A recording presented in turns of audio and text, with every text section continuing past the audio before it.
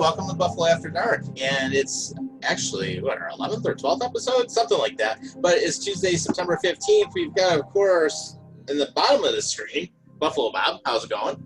What up, bitches? And then, of course, our ATL guy, Big Fresh Matt. Sean, how you doing? Doing good, man. It's finally getting cold down here in Georgia. Finally. Same here in Long Island. Same over here.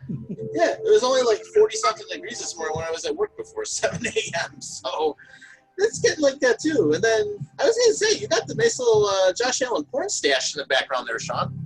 I know. I mean, me and Stash Allen, we were just talking about the win from Sunday and whatnot, so, had to invite him into the podcast.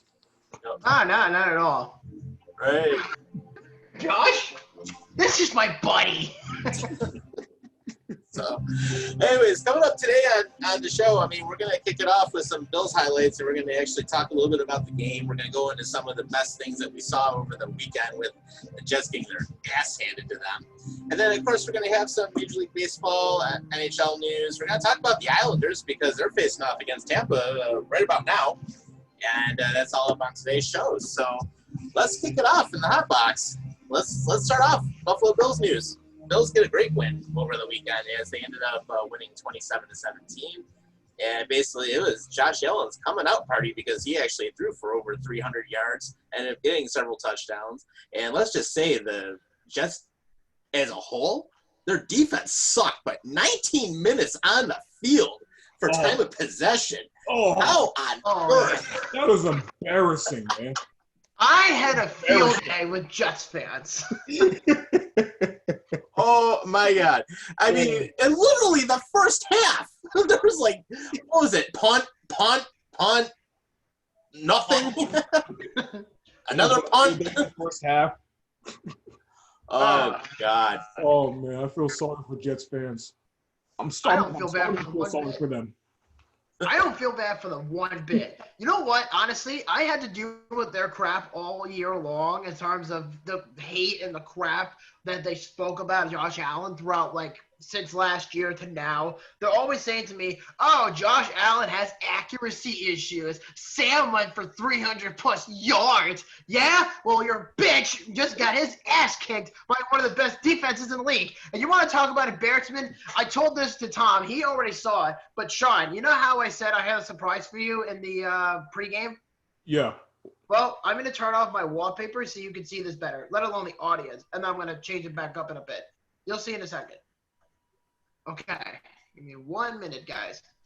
Okay, here we go. So this is just for temporary, but I wanted to show you this because if I show it to you with the background, it's not going to look good. But anyway, check what I got the other day, and I have a lot to say about this. Look at this newspaper article I got, 3 in a row from Newsday's Long Island. This is from Newsday on Monday morning, Newsday Long Island. It says 3 in route. The Jets offense reverts to 2019 form in the 2020 opener loss to the Bills. And then on the top, it says, Sam Darnold was off target far too often and said, in quote, I've got to be better after the Jets told him by only 254 yards of offense in the 2017-17 loss to the Buffalo Bills. And then it gets even better in here because this is the description I get from Jets fans. This is the opening back of the article. Right here, it says, oh, the pain. Jets open with a dud. And you can clearly see Sam getting the shit kicked out of him. Meanwhile, Josh Allen is looking like, well, Josh Allen. And then, and here's my favorite part. And there's actually 2 parts to this. 3. My apologies, guys. It says, in quote, from Adam Gase, mad at myself for the Le'Veon Bell injury. That's number 1. Number 2, the Jets show unity until the game time. So, in other words, they were doing the whole promotion of BLM and all that bullshit. But anyway, they were saying, yeah, we're going to have a great season. And then they just go to Buffalo, they get the shit kicked out of them and all that. But my favorite part about this article, and Newsday actually exposed Jets fans in this article, and this is what they do on Twitter, because there are apparently armchair general managers out there. This is all they do. They're all talk, no game. That's exactly what the Jets did. That's a fact. That is a fact. It's a huge fact. And here's my favorite part, too. Because the next day after the Jets game, or 2 days after, Le'Veon Bell gets put on IR, Denzel Mims is on IR, and Avery Williamson is supposed to come back from injury. And on top of all that, you have no Jamal Adams, you have no C.J. Mosley. And the most impressive player on the Jets from Sunday was Frank Gore and fucking Jamison Crowder. Wow. Really think about that. Wow. That's just brutal. Yeah. Oh. That's just brutal. But actually, what I wanted to do is I wanted to show everybody because I brought up the stats from the entire game. And take a look at what we have here. Yeah, the Jets' first drive, punt. Second drive, punt. Third drive, punt. Fourth drive, punt. then they throw an interception. And then just to close out the first half, they finally got their lone field goal. So at that point, they were already down 21-3. But then let's look at the third quarter. Punt, touchdown, fumble. Fourth quarter, punt, touchdown, game over.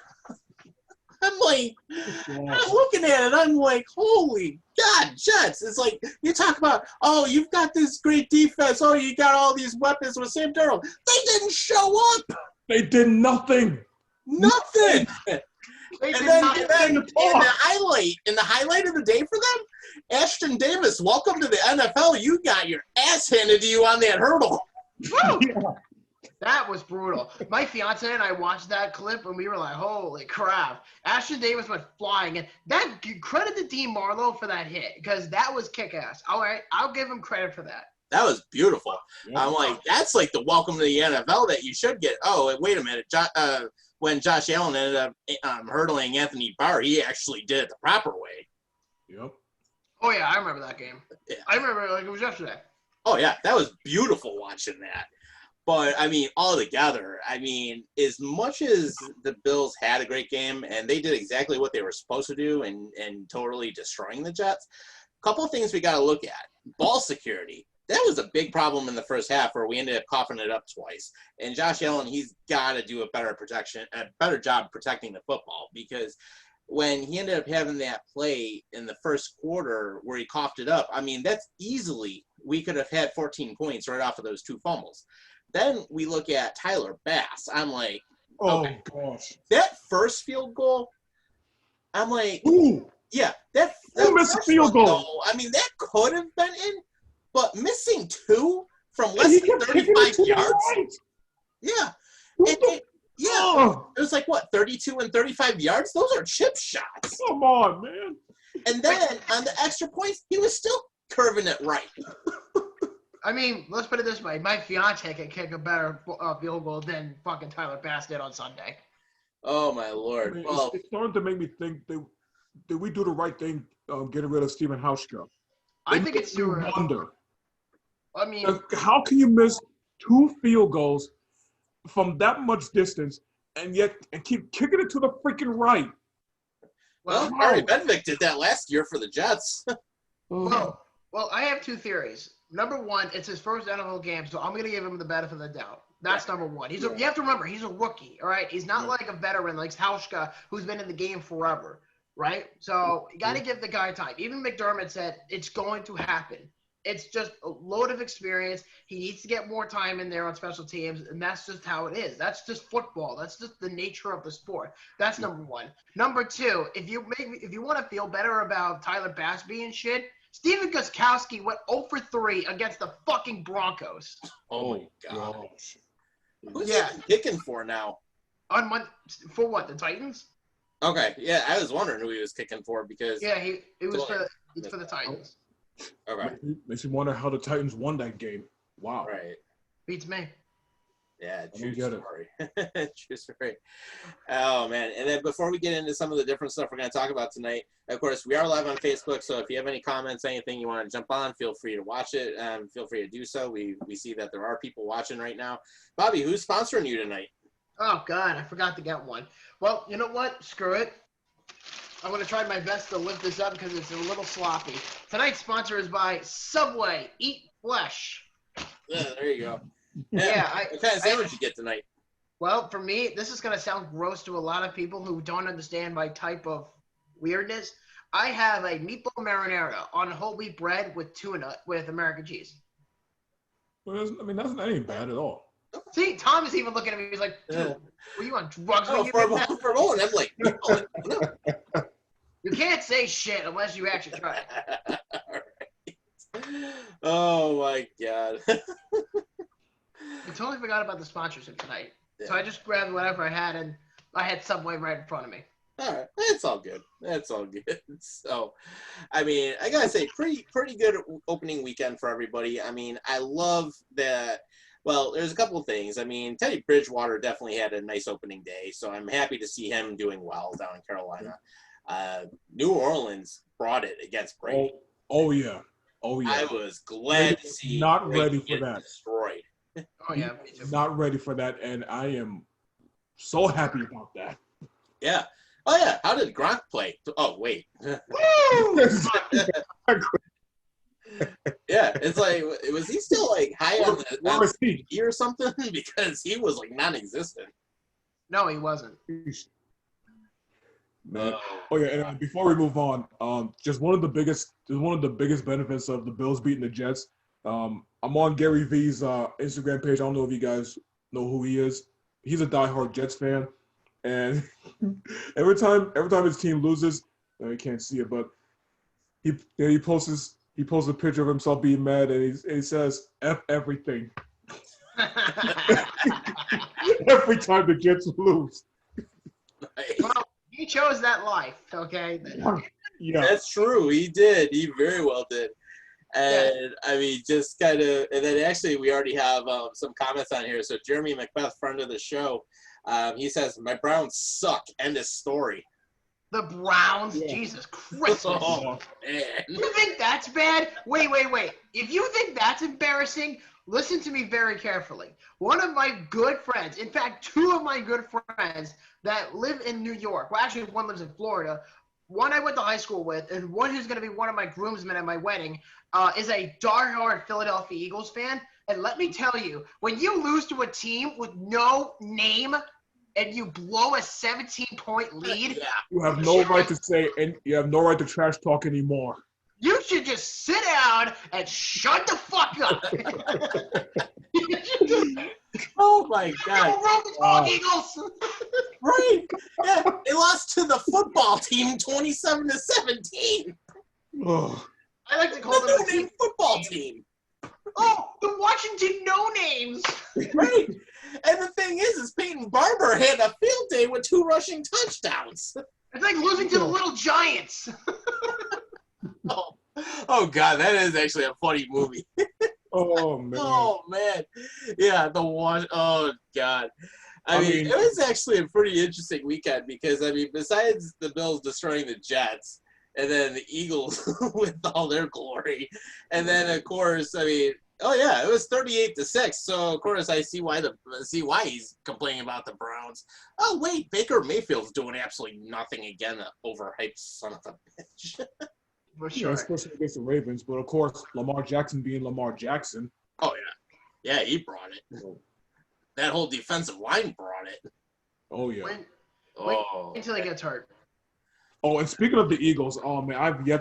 That reminded me. I've yet to hear EDP's freaking rant. I know for a fact he ranted on this. oh He yeah. did. I know that for a fact.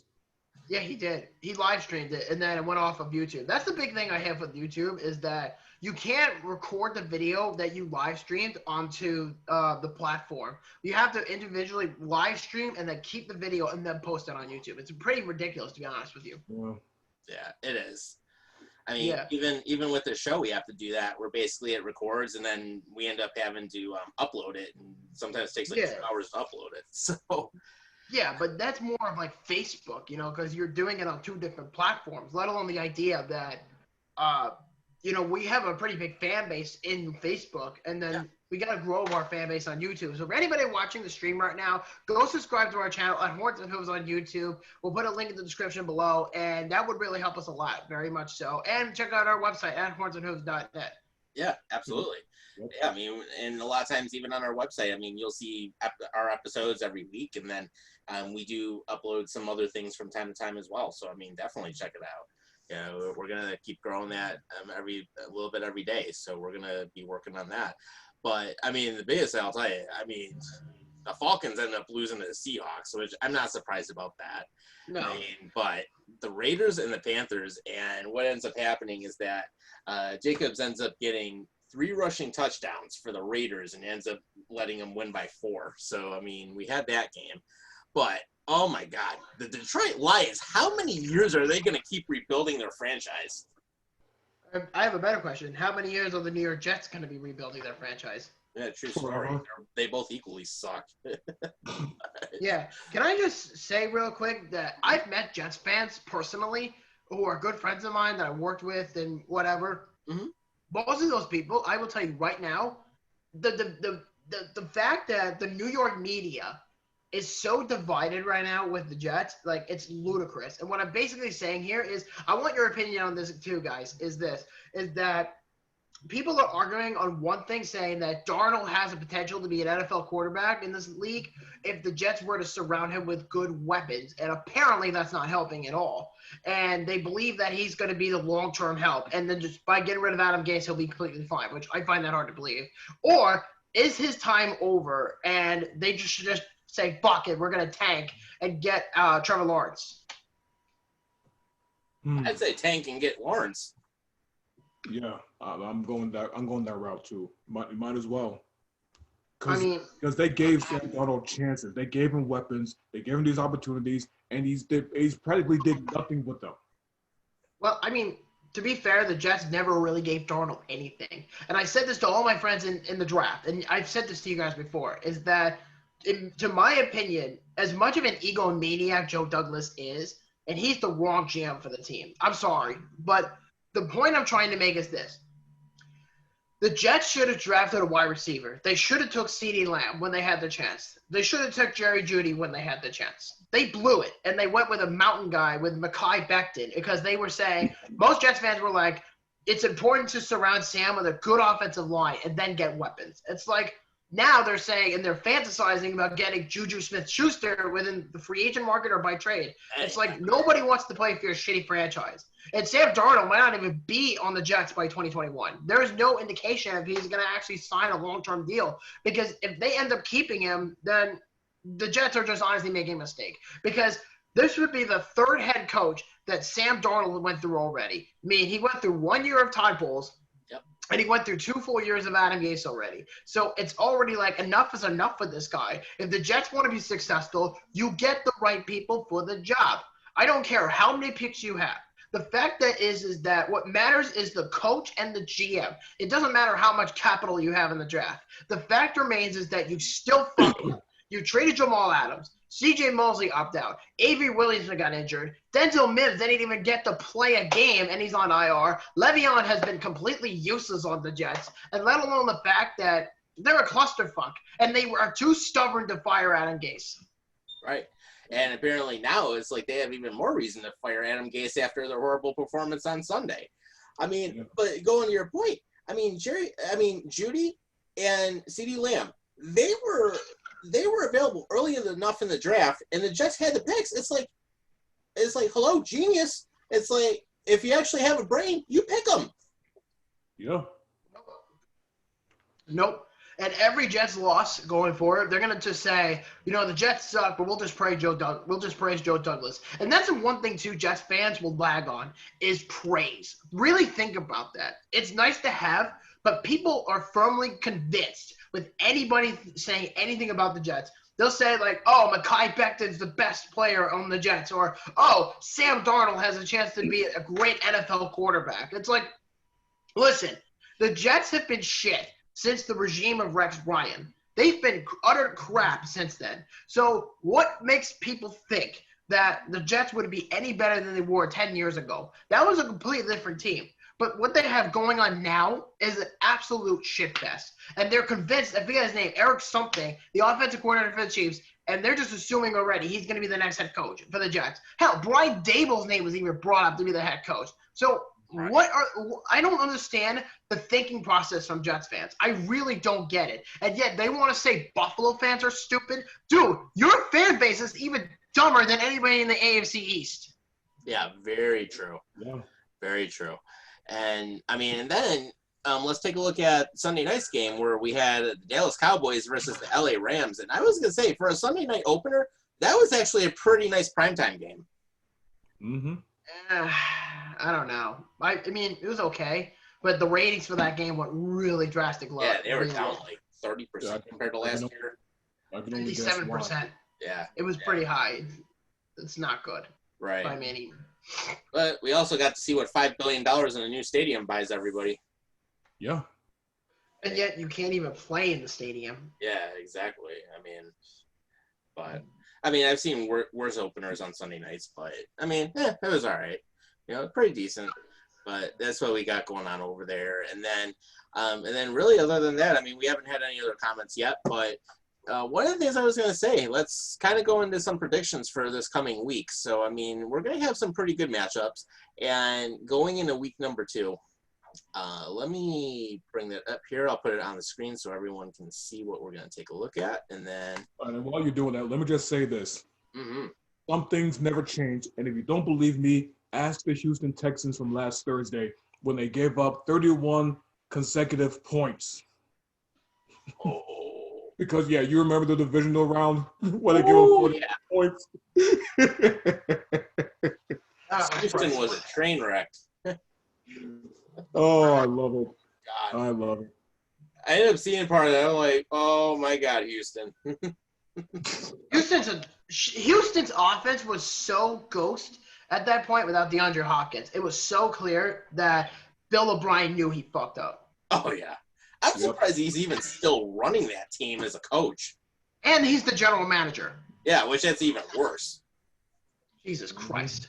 Oh, they bought in hook, line, and sinker, and they didn't get the goods delivered. I would kill myself if I was a Texans fan. All right. So Thursday night's matchup on the screen. It is an ugly matchup. But there will be one winner because it's the Cincinnati Bengals versus the Browns. Ugh. Oh, my God. Ugh. Well, I'm going to agree with you on this, and I think Joe Burrow has a lot of potential. They didn't put up a lot of points against the Chargers, but I actually have the Browns winning this game. I do. Because, the Bengals had a really nice draft, but the Browns have a better team on paper. I'm kind of siding with the Bengals on this one. I don't know. You know what? No. I'm gonna give the Browns a chance. I got the Browns. Oh, so you're finally agreeing with me? For now, okay. For now? Yeah, are you sure about that, Sean? Yeah, I'm real sure. Right. Okay. I don't believe you. Lock it in. I don't believe you. All right. This is a crap matchup. I'll just be honest. It's not even worth watching. Overall, Browns are the better team on paper. They have more everything put together. So I'm gonna go that route. So we'll definitely go with the Browns. The lesser of two evils on that one. Yeah. All right. Then the Sunday games. Two matchups. So a couple matchups actually that are pretty interesting. But we have the Jaguars versus the Titans in Nashville. I got the Titans. Let's see here. I have the Jaguars. Really? Yes. Listen, they just beat the Colts, so I'm not benefiting them. And Gardner Minshew had a pretty decent game. Okay. Hey, Trevor, how's your Colts treating you? Oh, God. You know what's really funny about Trevor? He's actually having Jimmy Smith come on his show recently. Oh, silly. That is pretty good. I will say that.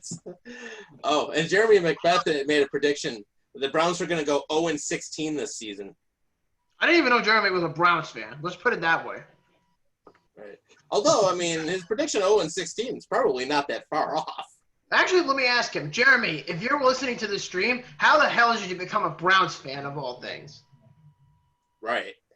Real. Actually, got an idea here, Jeremy. So, if you want to jump on, what I did is I'm gonna send you a private link to the show here. Feel free to jump on if you want. We'll talk a little bit.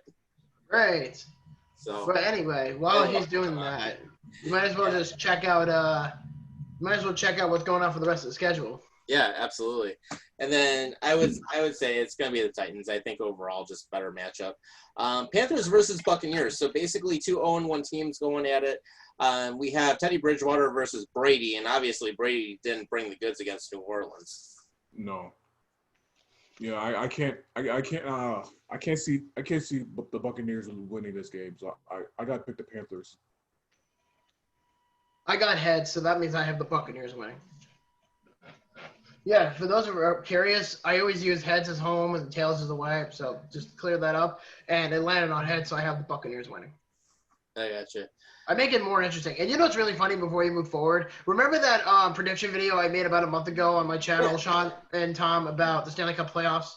Mm-hmm. Mm-hmm. You know what's really ironic? In that video, the coin predicted the Dallas Stars and the Boston Bruins to make the Stanley Cup Finals, and the Stars made it. Ooh. Oh gosh. Isn't that ironic? Mm-hmm. Oh, every time I hear about the Dallas Stars, man, I look back at that freaking. And it's 1-0 Islanders. Talk about it. I don't want to talk about it because I know it tips you guys off too. So. Well, the Islanders just scored, so that makes my life easier. Well, actually, like before I get into my prediction for that game, what's the score now? It's 1-0 Islanders. All right, cool. And then I would say between the Panthers and Buccaneers, I mean Bridgewater. I mean the Panthers are playing inspired right now, especially with everything. And I also think overall, offensively, they're the more complete team. So I'm going to go with the Panthers on it. Then we have a pretty interesting matchup here: Broncos versus Steelers, and this will be in Pittsburgh. Let's see here. I think I'm gonna go with Pittsburgh. I agree with you. I'm going with Pittsburgh. Yeah, their defense. That's going to help them. Yeah, the Broncos' defense is pretty good too. Mm-hmm. But Right. the only problem is there's no Von Miller. True. Yeah. But then the other thing we have to look at is Juju Smith-Schuster. I mean, he's already off to a pretty good start this season. So, I mean, as long as he can keep that going, that's going to be great. Absolutely. And Bobby, with your Buccaneers pick, que Dios esté contigo, hermano. So keep that in mind. Yeah, but the coin predicted the Bucs, so I'm going with that. True. All right. Next pick we've got Rams versus the Eagles. So basically, this is going to be in Philadelphia. I have the Eagles. I got the Rams. Okay. Between the two, they're similar. I will give the edge to Philly just because of the fact of home field. I give them no respect after what happened last week. Yeah, that was bad. Yeah. That was embarrassing. That was bad. That was embarrassing. And then one of the other matchups we have for the 1 o'clock games, the 49ers, which started 0-1 against the Jets, 0-1. And that's going to be in New Niners Jersey. are going to redeem themselves. I got the Niners. I have the Niners as well. Same here. Yeah, Jimmy G's going to have a good comeback game here. Then we go into the other 1 o'clock games. Bills versus Dolphins. This is going to be in Miami, and Miami is one of the very few places where they're actually going to allow some fans. And I will say between the two teams, and I'm assuming, Sean, you're picking the Bills. I'm going Bills, the more complete team, and definitely they're going to build off that dominating performance against the Jets. Yep. You know what's really interesting about the Dolphins? I mean, obviously I'm picking the Bills, but yeah, that's my prediction. I'm picking the Bills over the Dolphins. But what's really interesting, and I read the stat today, was the Dolphins are first in the NFL after week 1 in terms of pass defense, but they're ranked dead last on rush defenses. So in other words, they can't stop anybody with it on the ground, but they can stop everybody with it in the air. Right. And that actually kind of reminds me of what the second half of this past Sunday's game was, because, I mean, in the first half, we abandoned the run game. We were just lighting it up, throwing the ball. But when we got into the second half, I mean, Singletary and Moss, I mean, they ended up getting the ball a lot more, and we were actually using more of the ground attack on them. So, I mean, knowing that Miami's run defense absolutely sucks, I mean, it's one of those. I mean, I'd say we're going to be using a running game quite a bit. And then, of course, we know Josh Allen can run whenever he wants. Yeah, like that to me is going to be the factor because people have been bitching since like yesterday that, oh, why don't they have Josh Allen stop running? He should learn how to slide before he gets concussed or he gets hurt or whatever reasoning. I agree with that statement. But then again, you have to remember the way Dable sets up that system is play action. That's all it is. And when you have that motion going, Allen's going to use the best of his ability to use his legs. And that's what most people respect him for, is the fact that he's a tough son of a bitch to take down. And on top of all that, he's getting better with his passing, and he's getting better with reading the defenses. So I would certainly say, for that perspectively, Buffalo's going to get the win here. Right. And especially, I mean, we look back at this past Sunday, I mean, there were some plays, especially in the first half, Josh Allen had a freaking eternity in the pocket. I mean, he had like 5 to 7 seconds in a couple of cases where he was dropping back. He's like, oh, okay, I don't see anyone here. Don't see anyone here. Yep. Let's go to my fourth read. No one here. Okay. I'm like, it's like usually a good team, you're going to have like less than 3 seconds in the pocket. But he had an eternity in the pocket. For real. He did. I mean, any quarterback is going to throw well with an eternity in the pocket, but I mean, Josh Allen was making a lot of good throws. I mean, he did have that one crap throw in the fourth quarter, but I mean, he actually made some really good passes and really good reads. And I noticed that that a lot of what he's doing, I mean, he didn't really go with the short game as much. He's doing more of like those medium passes where he was having some problems with accuracy in his first season, and he's getting better in his second season. But he looks like, I mean, he absolutely put a ton of work in, because, I mean, it shows that he's just getting more confident. And then him hooking up with Stephon Diggs 8 times. I mean, Diggs ended up catching 8 out of 9 targets, and he had like 86 yards. I mean, Diggs had a pretty good debut with the Bills. He definitely did. And I think he's only going to get better from here. I mean, listen, and put this already. Him and Allen are already buddy-buddy. So, obviously, they have a lot of love and respect for each other. It's not like the relationship with Kirk Cousins where he was just me, all about me. Allen is more of, you know what, I'm going to teach you the ways of being a Buffalo Bill, and we're going to work together, and we're going to have a great season together. That's how I look at it, between what Stephon Diggs has been able to bring thus far. And he had a really nice game, and he was able to help me out with my job in fantasy this week. So I have him and Josh Allen on the same team together. Just wait till I whoop your ass in fantasy this week. Dude, suck it. We'll talk about that a little bit later. We'll actually have to talk about our fantasy league out here. Bad enough, I already gave Sean a big wedgie in fantasy. Yeah, I mean, I ended up destroying you barely beat me, man. What are you talking about? You blew it, so let's not even go there yet. I had like a 58-point win this week. I mean, I had the biggest blowout out of all of everybody. Then you beat it by yeah, let's see how you do against me this week. Yeah, it'll be an interesting matchup, to say the least. All right. So then we have the 0-1 Vikings against the 0-1 Colts. And that'll be in Indy. And my thinking is Vikings. Yeah, Vikings. I'm going with the Vikings. Yeah. Sorry, Trevor. then, of course, the 0-1 Lions against the Packers. That's easy. That's the Packers. That's in Green Bay. Yeah. I'm going with the Hard Lions. to beat the Packers in their home field, man. Wait, you're going with the Lions? Yes. What? Are you I am. smoking crack? I am not fucking crack. Because let's face it, the only reason the Packers are relevant is because of Aaron Rodgers. Other than that, what fucking use do they have? They actually have an offense and a defense, unlike Detroit. Yeah, Matthew Stafford.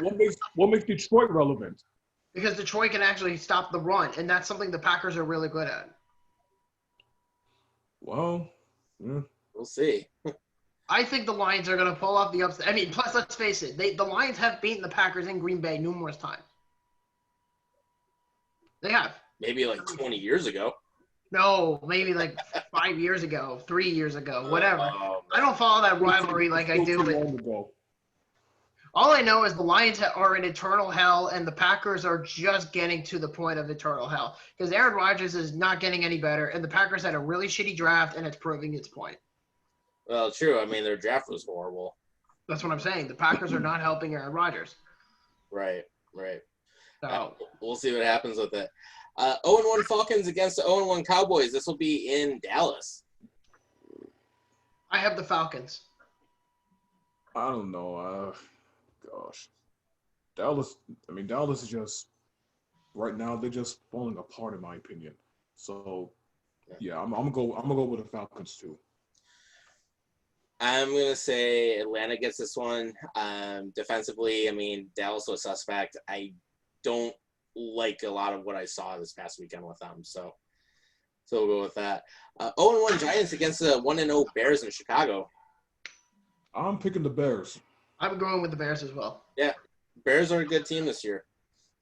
Then we've got the unnamed football team of Washington against the Arizona Cardinals in the desert. Oh man. Screw it. I'm gonna go with the football team. I agree with you. Would you look at that? Oh God. Oh man, I'm going with them, man. I agree with you. I'm gonna take Arizona in an upset with it. So Let's actually reflect on this after this week is over, and let's see how horribly accurate this is. Yeah. hey, we good. I mean, we were fairly close last week, so that was good. 1-0 Chiefs against the Chargers. That's easy. I'm giving it to the Chiefs. Yeah, Chiefs. I'm giving it to the Chargers. Whoa. What? They got that new sexy stadium. Who knows how well the Chiefs will do? Mahomes lit it up this weekend, man. Mahomes lifts it up every year. Yeah, same thing with that whole run defense. Well, same thing with the whole offensive line. Their running game was great. Their run defense was good. Their overall defense was good. Yeah, I mean Kansas City had a clinic. yeah. I know the Chiefs are going to win, but just for the perspective of these predictions, I'm using a coin, and that's basically telling me the Chargers are winning. So if you actually believe me about what I personally think, I know for a fact the Chiefs are going to win. But I'm going with this. So and it told me that the Chargers are going to be at home, and that's going forward for the rest of the season and beyond. So let's just put it that way. All right. No, let me put it this way. Nobody thought the Dallas Stars were going to the Stanley Cup Finals, other than this fucking silver dollar. Yeah, they did actually beat out Vegas the other night. So That's my point. Nobody thought they were going to do it. that did happen. Ravens versus the Texans. It's going to be in Houston. I'm giving it to the Ravens. Ravens. You can't. Texans. Yeah. This is Lamar Jackson we're talking about. Yeah. Yeah, which Lamar Jackson's going to whoop your ass, Bobby, this week. So I got him on my fantasy team in our league. Oh, God. Here we go. Here we go. All right. Then we got two more. We've got the Patriots versus the Seahawks in Seattle. I'm thinking it's going to be Seattle. More complete This is an team. interesting one. It's a good matchup, though. Yeah, it is. Yeah, it is. Yeah, I'm gonna go with the Seahawks too. I'm going with the Patriots. Okay. All right. And then the Monday night game, we have the Saints versus the Raiders. And this will be in the new Allegiant Stadium in Vegas. Oh, goody. Oh boy. Second most expensive stadium that was ever built in the NFL besides SoFi out in LA. Yep. Only about $2 billion was built instead of $5 billion. Yeah, I have the Raiders. Oh boy. Ooh. I'm waving that coin to let you know, guys. And believe me, if those who are watching, I've said it before and I'll say it again, I'm going based what the coin is telling me. Personally, I know the Saints are winning. Well, I'm It's an interesting matchup, though. yeah, it is. Like this, despite the new stadium and all, I'm giving it to the Saints. Who wouldn't? Drew Brees still has it in him. Drew Brees was horrible the other day. Well, I mean, he's still got some left in the tank. I mean, he's then Alvin Kamara. Thank God they re-signed him. So That's the only reason New Orleans even got on the board is because of Kamara. That's the only reason the Saints even got some form of life. And, of course, the media is going to say, oh, Drew Brees still has some left in his tank. I'm like, no, he doesn't. I'm sorry. Him and Tom Brady at this point are completely washed out. right. Well, I will give it to the Saints, but here's another prediction. Let's go over under. Drew Brees' retirement. I say less than 2 seasons. I'm going to give it after this year. Okay. I'm gonna say after. I would say after the 2022 season. Okay. Yeah, I mean, and there's no question. I mean, he had a great career. I mean, he's definitely on the downside now. He's a future Hall of Famer for sure. Yeah, he is. I mean, he's won a Super Bowl. He's done a lot of good things. So, I mean, especially that season after Katrina destroyed New Orleans and he came back and led the team to what he did. I mean, that was great. And just what he's done for the game overall. I mean, I would say first or second ballot, the Hall of Famer, no question on that. And then we'll make it even more interesting. Over or under on Tom Brady now that he's playing for a crap team. I think he's going to retire after less than 2-3 years. He wants to play till he's 50, and it's going to be hard to retain him if he's really awful this year. Yeah. The Bucs better be prepared for it. And there's no excuse for Brady at this point. He's 43 years old, 45 years old, and he's got all the weapons in the world. He's got Mike Evans, he's got Chris Godwin, he's got Leonard Fournette, he's got a washed-up Gronk, and he's got a completely new offensive line. The Bucs are a completely different team with Tom Brady than he was for the last 20 years with the Pats. Right. Yeah. I mean, yeah, he says he wants to retire at 50, but I feel like sooner or later his body's going to say otherwise. So I think I'm gonna give him 2 more seasons. Yeah. I'm gonna go out on a limb on this, and then I know he signed for what he did, but the one side of me thinks that he's gonna not like all this losing this year. I'm gonna go out on a limb and say he's done after this season. Because if this is the case, the Bucs are in trouble. Right, and the reason I kind of think that, look at how he was getting beat up yesterday in the game. Oh, man. I mean, he took more shots than I could ever remember him in New England. Because New England had max protection around him every single time he was out on that field. And they had so many schemes. I mean, McDaniels, they would draw up everything. But with him being down in Tampa, I mean, he was running into so many issues with getting manhandled the way he did. And then Bruce Arians called him out at the end of the game. Oh. When has any coach ever called out Tom Brady in front of everybody? Wow. I remember that. Yeah, I mean, I just think that Tom Brady, his body's going to give out, and he's not going to accept the fact he's getting called out and being told, hey, if you suck, you suck. And if you actually had a good game, then you had a good game.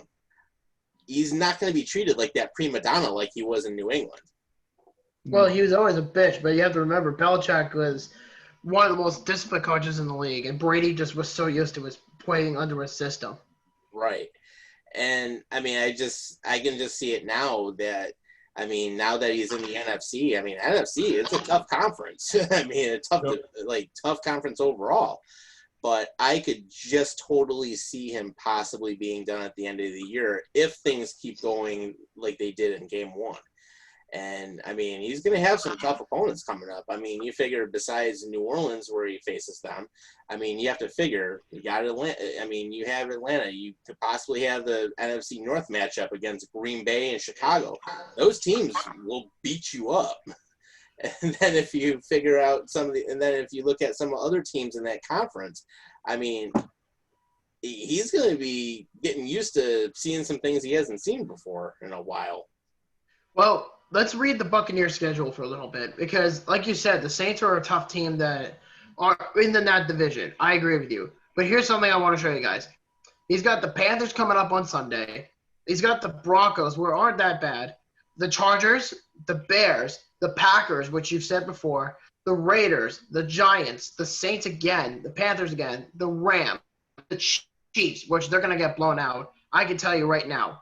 The Vikings, the Falcons, the Lions, and the Falcons. So the Buccaneers schedule is not as terrible as people say it is, but the fact of the matter is that most of the teams in this schedule are solely based on teams from the NFC North, and let alone the idea that it's a mishmash of whoever the fuck they want to play. Like, literally, the Giants, the Raiders, they're on here as well. But then again, I have to give the Bucs credit because it is considering the fact that they are playing a team within their schedule like the AFC West. That's basically what's being played on here. Same with the Bills. The Bills are playing the AFC West as well. So it doesn't change anything from what the Bucs are doing right now. Right.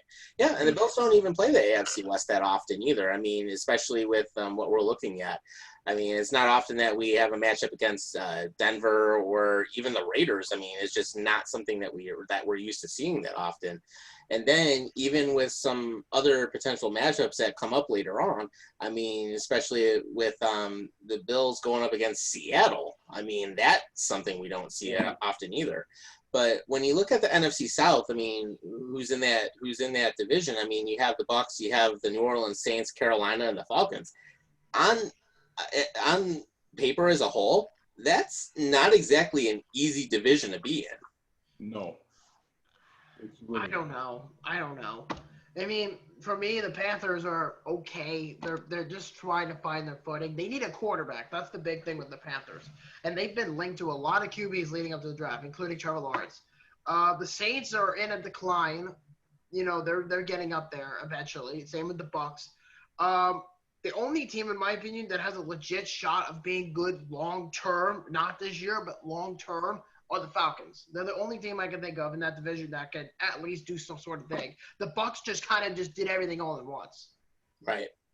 Yeah, and then even when we look at other teams in the NFC, I mean, the NFC North, other than the Lions, oh my God. That's like murderer's row. I mean, the Packers are in a decline. The Bears, maybe. But I think the real champion coming up in the long term are going to be the Vikings. That's a fact to me. Because they're built pretty well. They did. And you know what? Think about it. You know, they trade Stephon Diggs, which, thank you, by the way, Vikings. Thank you so much. Yeah, that was great. Thank you. We love you for that. Mm-hmm. Even after that, they're still butthurt about Josh Allen. Yeah. Oh, Anthony Barr still has nightmares about him. Oh, yeah. And then on top of all that, they get Justin Jefferson, and then they went out and got Yannick Ngakoue a couple of weeks ago. So that helps their defense. And he's playing with Danielle Hunter. Oh, my God. Mm-hmm. The Vikings defense is pretty good. But Kirk Cousins is a pretty good quarterback. But the question is long-term, can the Vikings put it all together? Especially with the Packers on the decline, can they do it? It's very possible. I mean, if they have some smart drafts over the next couple of seasons, and if they can be smart with the cap, I mean, there's a very good possibility that they could become the number one team in the NFC North. I mean, the Packers, though, they have to seriously improve their draft positioning because, I mean, right now, I mean, like you said earlier, Aaron Rodgers, I mean, you have a few pieces here and there. And, I mean, they're not as good as when they had people like Clay Matthews, and when you had that whole line ready to go.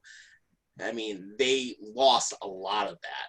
So Green Bay really does have to rebuild. Chicago has done a pretty decent job, and they've been kind of under the radar the last couple of years, but they've actually done a pretty decent job, you know, building within. And ever since they took care of that QB situation, I mean, now they're in a lot better shape. And I mean, John Fox and everybody, I mean, that's definitely helping them. The Lions are irrelevant as far as I'm concerned in a lot of ways, but I mean, the NFC North traditionally has been a hard-hitting division to work with. So, I mean, I could totally see that standing up. But the Vikings, I think right now, are definitely going to be that team that will leapfrog Green Bay, and they'll be the top. They'll basically be that top team in that division. Yeah, what do you call it? For me, in my opinion, Mitch Trubisky is not very good. I don't think he's good at all. He's got horrible accuracy issues. He can't read defenses. He can't, do much of anything other than just staying in the pocket and just throwing within 10 yards. He's like literally a white Tyrod Taylor. That's basically what he is. Yeah. How's Tyrod Taylor been doing? I have no clue. I don't even care. Tyrod sucks compared to what Josh Allen is doing right now. Oh, yeah, absolutely. Yeah. Hands down. Absolutely. Oh, like that one person from Springville half the time is like with the Sabres stuff, and she'll be like, "Oh, bring back like all these players." It's like, no, she's probably like, "Oh, bring back Tyrod Taylor." Guess what? Tyrod sucks. Yeah, I don't know. I mean, to be fair, Tyrod was a fan forever before Josh Allen got here, and that's not saying much. Sure. And then we actually got some comments here. So Jeremy said, sorry he had to go to work soon. And then he ended up saying, growing up, his dad is a Browns fan. He just followed them. He's throwing some names out there. Bernie Kosar, Kevin Mack, Webster, Slaughter, Days. He does root for the Bills, though, because they are the hometown team. He says his favorite all-time Bills player was Andre Reed. Trevor says Rivers will tear up the Vikings. What's good about that? Hey, Trevor, if you want to jump on the show, feel free. I'll send you a link. Trevor. And then Trainer also ends up saying, Bobby, you need to stop relying on the coin. Yeah, and you know what I should say to you, Trainer? Stop relying on the fucking Eagles and actually be a team with no name. All right, so real quick, I'm on NFL's Instagram page, and they just reported that Saints wide receiver Michael Thomas expected to miss several weeks with ankle injury. Woo! Wow, that's gonna be a big blow. Yeah. What do you call it? Did you see what's been trending lately from Mike Francesa and other sources on Twitter and social media? No, what? Okay, for those of you who don't know who are watching the show, reportedly by Mike Francesa, who's one of the biggest hard-noses down here in New York. He's on WFAN New York, and he's always talking shit about every other team but the Giants and Jets and whatever. He's always doing crazy shit. But anyway, so he came out today, and he said that the Cleveland Browns are looking to trade Odell Beckham Jr. For what reason? I don't know. But then Benjamin Albright, who is one of the least accurate reporters for the NFL to hire, he said, oh, that's not true, what's going on with OBJ. I'm like, really? Because the last time I checked, they tried to trade him, and the Vikings wanted him, and they couldn't even get an agreement in place. That's number one. And number two, here's another really big idea that's been floating around, is the Chicago Bears may end up having no choice but to trade Allen Robinson. And there's a speculation that the Bears would not be willing to give Allen Robinson a little extra money because he's in the final year of his contract. And Robinson wants to be paid like a big-time wide receiver. He's really good, but he wants to be paid big boy bucks. And the Bears don't want to give it to him because that's just what they do. They do this with any elite player. And Allen Robinson's a ring of fit. And he's basically saying, just trade me to whatever team. I don't really care. Just get me out of here. I don't want to be in Chicago. And he's not impressed with the playtime. And the next thing you know, teams like the New York Jets, the Denver Broncos, I think it makes a lot of sense for the Jets to get Robinson because they can get a really good playmaker for Darnold, and they need help badly because Denzel Mims might not be coming back for at least 3 months. Man. Yeah, what do you think about that, Tom? I agree with what you're saying. I mean, they definitely do need the help. So the sooner they can do it, the better. Absolutely. But then again, the Browns I'm not surprised by because they suck, and they're wasting a first-round pick on OBJ. He has not panned out. I mean, he's a superstar, yes, but OBJ has to go to a real team. The Giants were not a real team. Oh, we have a special guest. What? Who? What? Where? Trevor Hauer from the Hauer Hour has decided to come on and talk about the Colts. Fuck you! Oh, Who are you talking to? Tuesday night, brother. How are you? Good. How's it going? Hey, not bad. How's it going in the dorm room down in the middle of nowhere down in Fredonia? It's not bad. It's okay. Oh, man, the water we is love you, man. apparently full here right now. Did you guys hear about the water situation over here? Yeah, you guys have like a boil water advisory again or something? Or you have I bought 2 32 packs of water bottles because there's lead apparently in the water down here. Oh, Jesus. It's like Flint, Michigan. Oh, God, not that again. I did not hear this. I'm Man. sorry. I don't want to talk about it. so It's awful. Yeah, so apparently where Trevor is down in the southern tier in Fredonia, they had like some massive water problem, I guess, the last couple of days. And apparently it's like you can't even drink the water down there right now. They were actually handing out like cases of water for everybody. Oh, good, because they taught you how to do that in Mexico. Don't drink the water. Yes, for sure. Yeah, I took matters into my own hands, went to Tops and bought the cheapest water there. 2 32 packs and like 2 cases of cherry vanilla Coke for like all total for like $12. Oh, that's not bad. Dang, Bucks. Yeah, $12, that ain't bad. I mean, Awesome. yeah, I mean, like that's something like I could.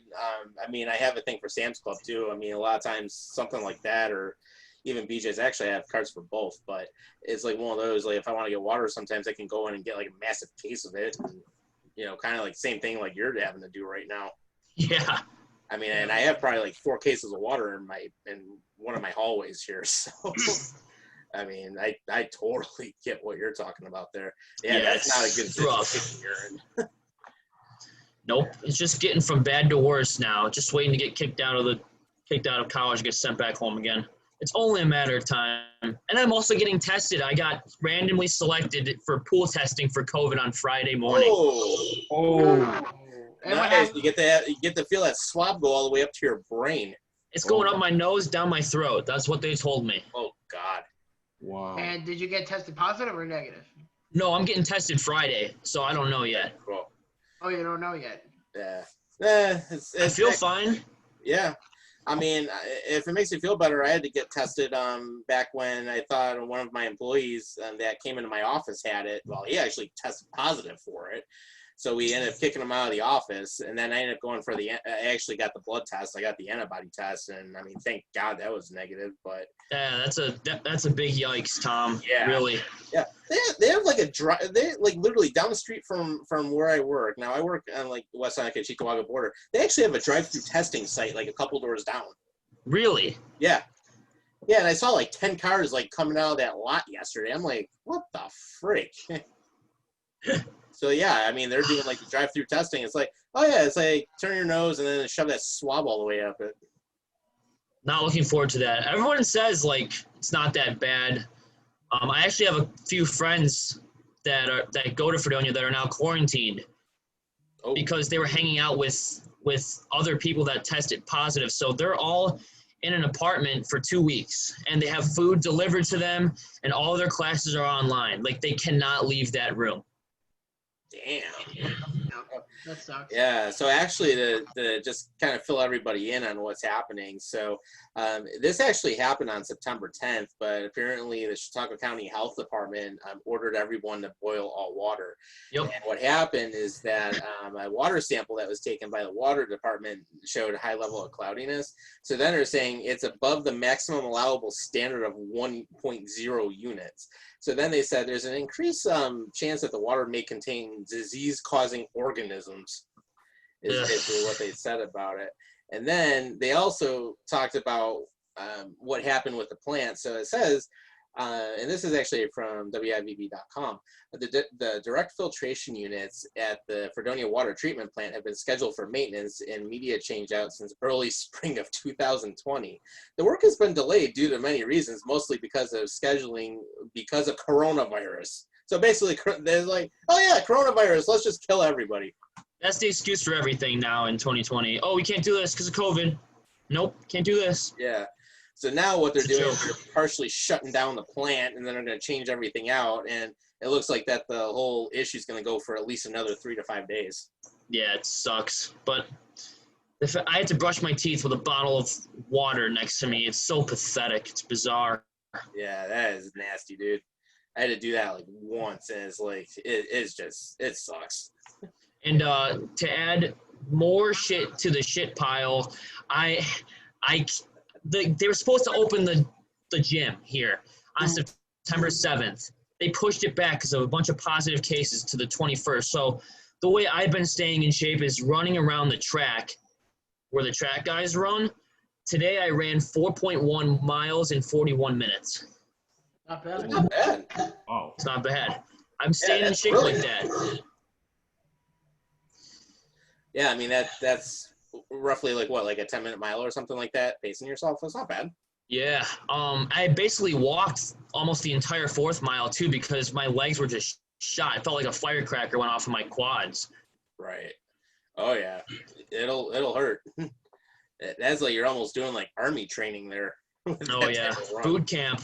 Yeah, there you go. So I mean, cool to get you on. I mean, we've been wanting to get you back on for a while. I know last time we had you on, we definitely razzed you quite a bit. I know we razzed you a little bit earlier, but it's all fun. We love you, man. Oh yeah, and the fact that the Colts made Gardner Minshew look like Tom Brady in 2007, like that was a complete joke. Oh I was God. watching the Bills game at a friend's house over here at Fredonia, and at the same time I had Sunday Ticket on my phone. And when I saw the Colts rookie kicker miss a 30-yard field goal, I wanted to throw my phone against the wall. I don't blame you on that one. 30-yarder, doinks off the left upright. What a joke. Yeah. You know what else is a joke? The Eagles losing to a team with no name. Yeah. That's beyond embarrassing. Yeah. Can I just say that Tyler Bass made, I think that's his name, the kicker for the Bills. Yeah. He made that freaking field goal. It went right over the upright. By rule, that's a good field goal. And they waved it off. Yeah, that was a conversation I've heard for a little while now. Yeah, and then apparently, I guess there are replay rules that if it's above the upright, they can't look at it or something. I'm like, come on. It's a bunch of bullshit. You can't review pass interference anymore. Yeah, Good. what's up with that? I mean, Good, in some ways honestly. it totally screws it up, but Yeah.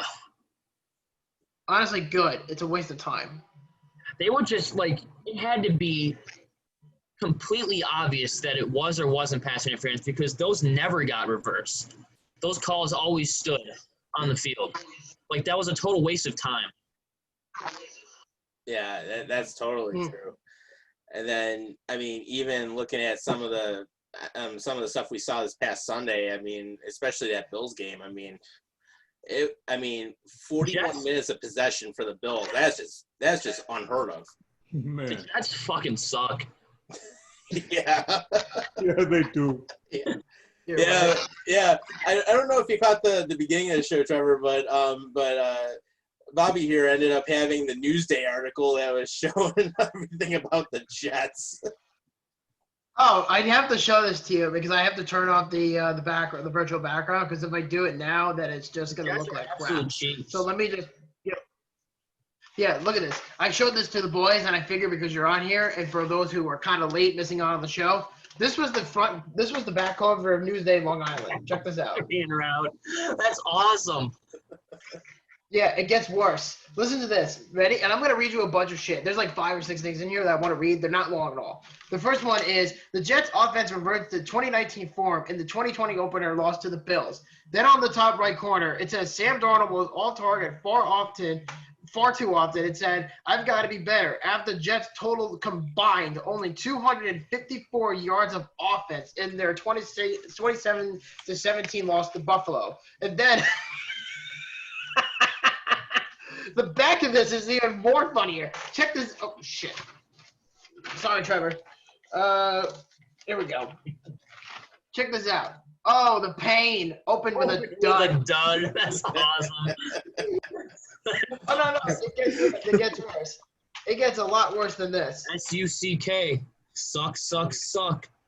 Yep. This is my favorite. There's 3 parts in here that I really like. The first one is Jets show unity until game time. So in other words, they were being high and mighty like they normally do, and they get obliterated. Yep. And then right here it says, and this is the second one, and I'm going to save the best for last. It says, Gase on injuries for Le'Veon Bell, and I am mad at myself. Like, you're responsible. It says, he takes the blame for letting Bell play in the second half. Well, that's your own fault, you fucking idiot. And then my favorite part right here, this one is my favorite. And I'm just going to – here we go. And there's a little thing on here, and I didn't catch till now. Right here it says, they're all talk, no game. Darnold and Gase team nowhere near the hype. Nowhere near the hype. They suck. Clearly. Yeah. But you want to know who also Good sucks? The question. Colts secondary. Oh, my God. And then you want to have these stupid Colts fans on Twitter saying, Phillip Rivers sucks. He threw for 368 fucking yards. It was your fucking defense that made Minshew go 19 for 20 That's for great. that game. That's even sadder. The fact you lost to a bunch. What was I gonna say? It's kind of sad that you lost to the forgotten locale. Well, here's the thing. Like, the Jags or Minshew heard that everyone's like, the Jags are going to tank for Lawrence. And he's like, fuck that. I'm going to win in week 1. And that was what he did. Yep, and meanwhile, like- over here at Jets Media, Jets fans are like, and I told this too to the guys, is the Jets fan base, because I have a lot of good friends down here that are Jets fans, because you have to remember, I live in the New York region. I live in the New York media. But anyway, That's and I so get shit on. Yeah, so there's 2 things that are happening here. They still have faith in Darnold. They just want to get rid of Gase, and then he'll be, in quote, completely fine. Yet, Right. he's had 2 head coaches, soon to be 3, and none of them has really helped Darnold. He's pretty much done with developing. And the other one is that they should just get rid of Darnold or trade him and then tank for Trevor Lawrence. Yeah, if there's any team that needs to tank for Trevor, it has to be the New York Jets. They have to. I honestly think Minshew is an NFL starter. Gardner Minshew. I think he honestly is. But any team that needs a quarterback like ASAP and that's not named Sam Darnold, it's the Jets, dude. Oh my God, that was awful. Oh, and it gets better. There was even speculation earlier, and I have two more. There was speculation that because the Jets are so goddamn awful, there's been speculation that they're looking to interview Brian Dable in the end of the year as a head coach. I'm not surprised by that at all, dude. You know what? Why don't you just interview Matt Eberflus as your defensive coordinator? Because I've had enough of him in Indianapolis. Clearly. And then what was I going to say? Oh, and the other one was that Allen Robinson has requested a trade out of Chicago because he's not happy with the pay in terms of production from the Bears, and the New York Jets are linked. It's like, dude, Denzel Mims is injured. He injured both of his hamstrings, and Le'Veon Bell's on IR. The Jets are fucked one way or the other. They're an absolute joke. They're going to go 3-13 at best. I'm going to give it 1-15. Yeah, I just think they 2-14. That's what I'm thinking. I think that they'll beat the Dolphins one time. Yeah, and the most obnoxious thing about the Jets is like, oh, they went 7-9. This is the best record they've had in 10 years. Oh, Sam is so good. We have to protect Sam. We have to get some wide receivers and some offensive linemen for Sam. Mekhi Becton is a beast. And yet, look at the fucking Jets receiving core, okay? I can't even tell you who are 2/3 of their depth, okay? They're so fucking garbage that they passed up on Jerry Jeudy, Henry Ruggs, CeeDee Lamb, Justin Jefferson, Jalen Reagor, and Brandon Ayuk for a fucking fat tub of lard and Mekhi Becton, and then everybody says, oh, Mekhi Becton is amazing, and yet they use PFF as a source. I'm like, dude, you don't have to be fucking delusional to not think that they're not helping Darnold at all. Oh, but put Sam in Josh's situation and he'll be so much better. No, the Bills know what they're doing compared to what the Jets are doing. The Jets have been an absolute clusterfuck since they got rid of Rex Ryan. You guys want to know what other team went 7-9 last year? What? The Colts with Jacoby Brissett, an injured Ebron, an injured Hilton, an injured Campbell, one of the worst secondaries in the league. And do I know who was really pissed and wasn't saying, oh, the Colts are a great team? Yeah, that was me. I was so pissed that they went 7-9 because they started off 5-2. That's the stupidity of Jets fans. Like, they can go 6-10 and be like, oh my God, we're going to the Super Bowl next year. Like, go Jets. Like, shut up.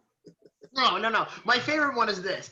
Oh, the Jets are so bad. As long as we get rid of Gase, we'll be fine. And then my other one is this. Oh, we've lost. Allen sucks anyway. Joe Douglas is a beast. Because we have so much draft capital. We traded the best safety in all of football. And the Jets have 2 first-round picks. We're in great shape. Imagine not drafting CeeDee Lamb, Jerry Jeudy, Henry Ruggs, Michael Pittman Jr., Brandon Ayuk, and drafting Mekhi Becton and still thinking you have a good team. They're such delusional. The Jets are delusional. Yeah, and my favorite part about Jets fans is they'll go on Twitter and just watch some random stranger on there and they'll be like, see, Bobby, see, look, the media knows they're suck. They know that Allen sucks. Allen doesn't suck. That's the thing. Well, the one thing he needs to work on is his fumbles, but he had 312 yards in the end, no interception. Yeah, and then he had combined it was 369 yards. He had 2 he had 2 pass touchdowns, 1 rush touchdown.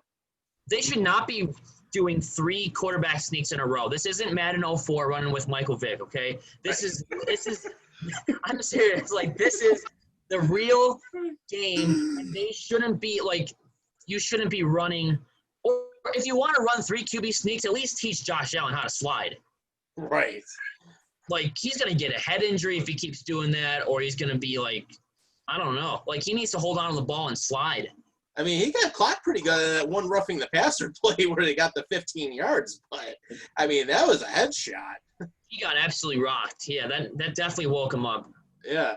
And then even Stephon Diggs took a couple really good shots, too. So, he's on my fantasy team, got me 16 points. So, thank you, Stephon.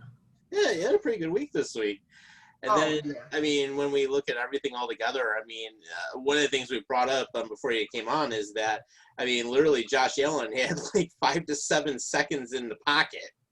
Oh man. Half the time in the first half. I'm like, dude, that's an eternity. Of course you're gonna connect every time. Do I know who else had 5 seconds to throw the ball? Gardner Minshew. Oh, Yeah. God. No pass rush. Wow.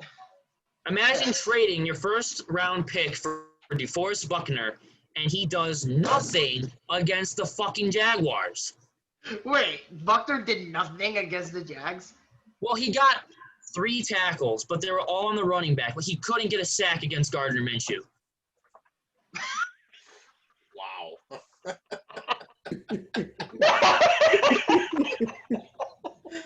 This is the thing. Sean's deep in thought. Imagine. Oh God. Anyways. They should turn it around next week because they never win week 1 for whatever reason.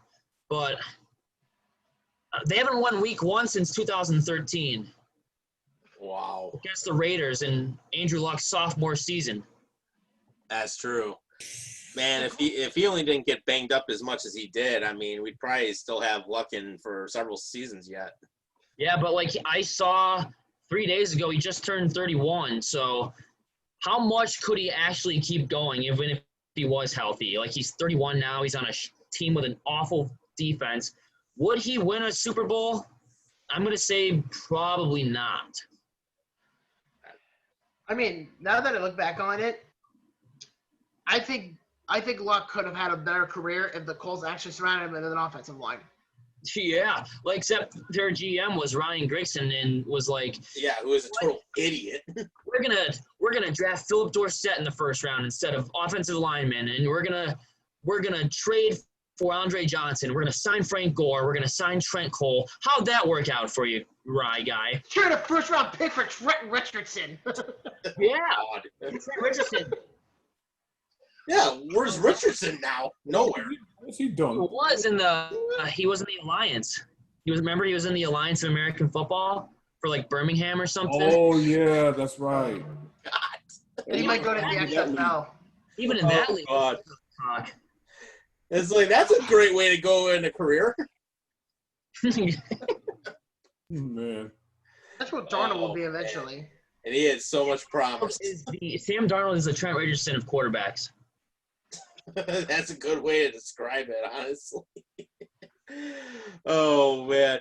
We're going to change it up a little bit. And, I mean, we did talk a lot about – actually, we spent, like, the first almost hour and a half on football. So, Oh, we we'll forgot change- to mention – well, I was going to say I forgot to mention something. What about the Tre'Davious White Jalen Ramsey comments?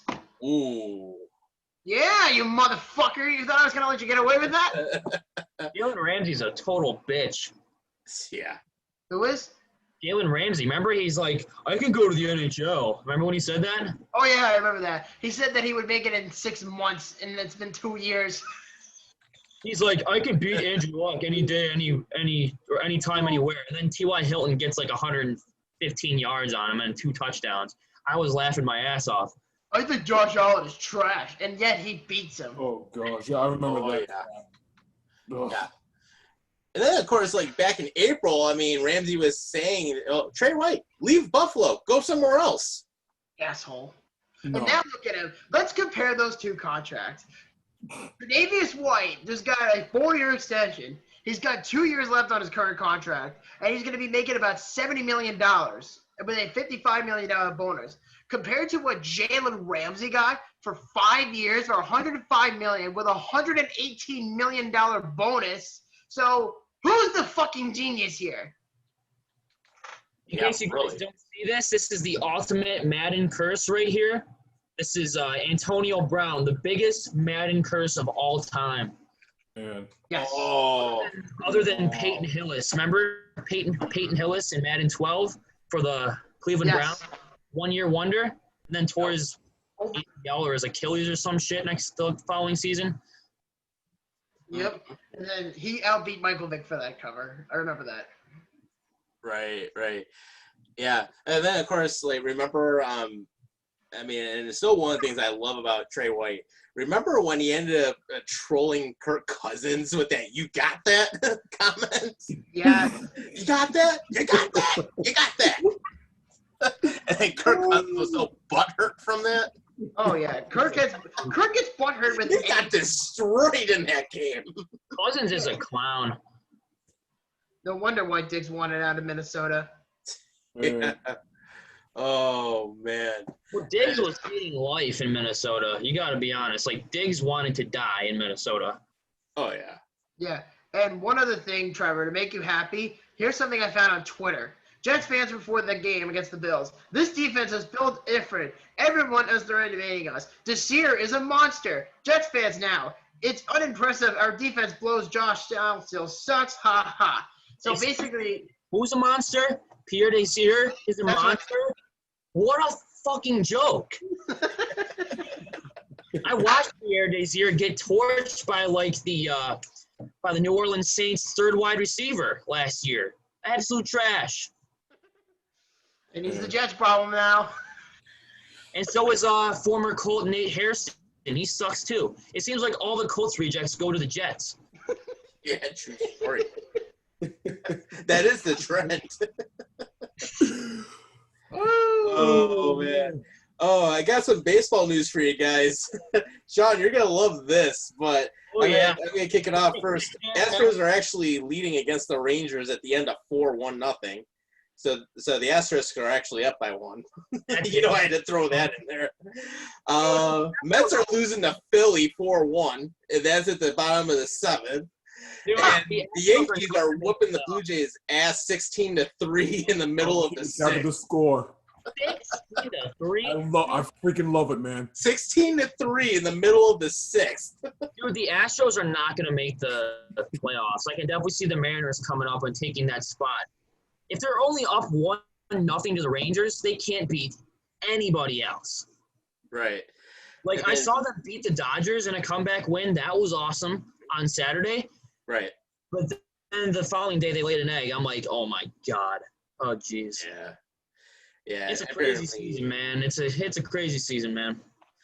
Yeah, and apparently Yeah, some you know other what else games, I mean, the Giants and Mariners got postponed, so that ended up happening. But here's the other shocker. The Brewers are leading the Cardinals 12-2 in the bottom of the 5th. I'm like, when have we ever seen Yeah. Milwaukee do Oh. anything? The Brewers. Yay. Yeah, the Brewers are beating the Cardinals. Wow. Woo! But why don't we talk about that when we could talk about what the biggest news of the week in all the baseball is Stephen Cohen is officially the newest owner of the New York fucking Yeah, Mets. good. The Fuck you. richest owner in the league. Woo! Now here's the thing. Here's the thing though. I believe, if I remember correctly, Stephen Cohen bought the Mets for $2.4 billion, which makes him the highest paid owner in all of baseball, if not the richest owner in all of baseball. And his net worth is double than the New York Yankees right now. Love it.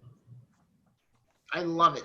I fucking love it. And Yankees fans are all like, oh, yeah, you're lucky because your team is ass. Like, yeah, you had to buy half your championship, so shut the fuck up. Yeah, and another thing, too, I should mention is that Cohen cannot be approved to be owner until the MLBPA meeting in November, and he has to have at least 23 owners to get his vote of approval to buy the Mets. And I should with no doubt say that he will most likely get the team at that point. But Jennifer Lopez and Els Rodriguez are so stubborn, they're not quitting until they get a better proposal than what Stephen Cohen did. And Cohen's going to buy the team no matter what. So now, with the money he brings, he can now go out and make the Mets a dominant baseball team. And there's no excuse within his net worth. Within more than $14 to $15 billion, he can now go out and spend money on whatever players he wants to get. He could get someone like Trevor Bauer. He could get someone like Francisco Lindor. He can even trade for someone like, I'm just throwing it out there, Mike Trout, just for, whatever. And I would have to imagine that they would have to get rid of Brody Van Wagenen. And then that means the Wilpons would only have about 5% of minority ownership of the Mets. But Stephen Cohen will have full control of the team by November. It'll be a big improvement. And I mean, and the thing is, I mean, the A-Rod and J-Lo bit, I mean, come on, they're not gonna. I mean, yeah, they're being stubborn, and it's stupid too, because I mean, they're not gonna have that amount of resources to actually pony up anything close to that. No, I just not don't see it even. happening. It's not going to happen. It's kind of hard to outmatch those people. Right. I mean, when you have several hundred million versus like 15 billion, guess what? Money talks. Well, Yep. well, apparently Mr. Coleman has about $15 billion net worth to buy the New York Mets. Yeah, very true. And then even kind of speaking about like the ownership thing, Pagulas, why on earth are you asking your coaching staff to take another cut?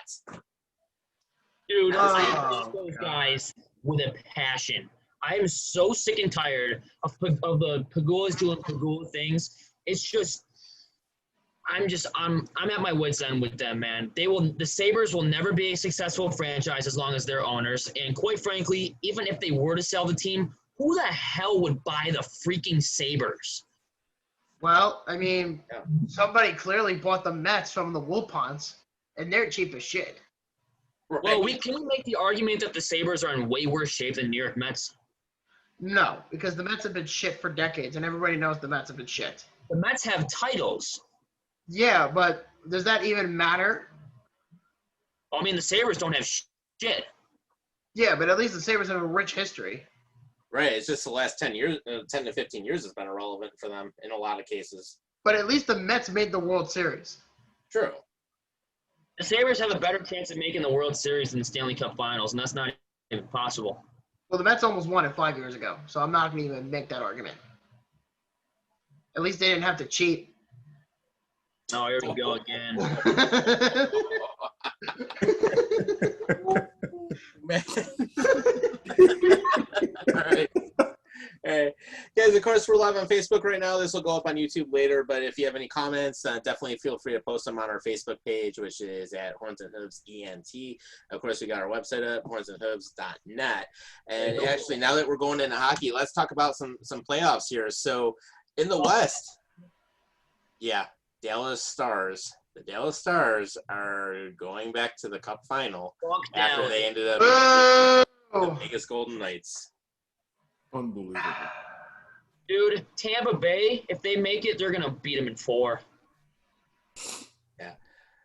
But I have to say, though, that the Islanders-Tampa matchup, that is actually pretty interesting. And with what we had going on, at last check, I mean, we were at 1-0 Islanders earlier when the show first started. And now it's 1-1.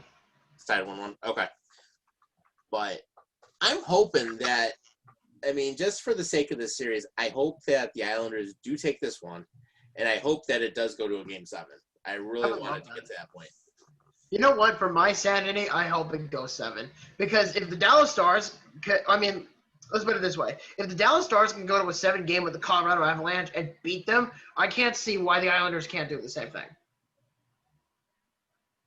And that's just fate. I just find it interesting. And Trevor, let me ask you a question, pal. Did you see my video about a month ago I made about my coin prediction video with that I flipped who was going to make the Stanley Cup Finals within the flip of a coin? You remember that? Okay. You remember the video? It said Dallas and Boston was going to go to the Cup Final. Yeah. Look how scary that is. Dude, that's a scary Western Conference coin right there, man. Like, that's on a new level of weird.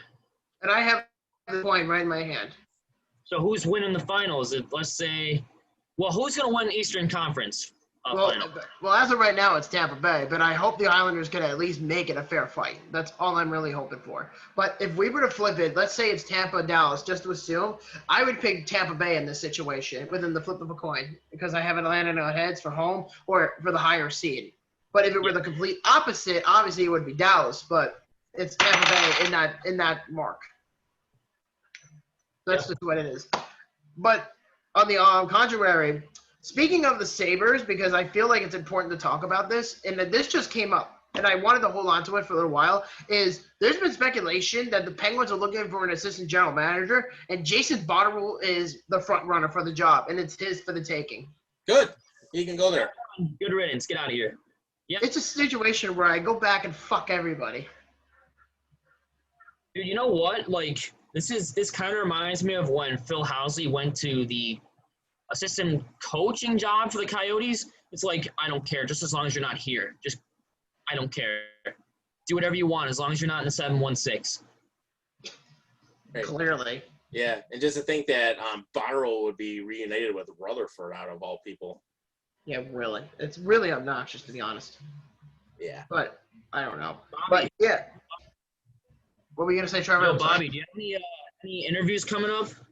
I took the summer off, but I'm actually trying to get one going. I saw your post. You have an interview coming up with Jimmy Smith. How the hell did you get Jimmy Smith to come on your?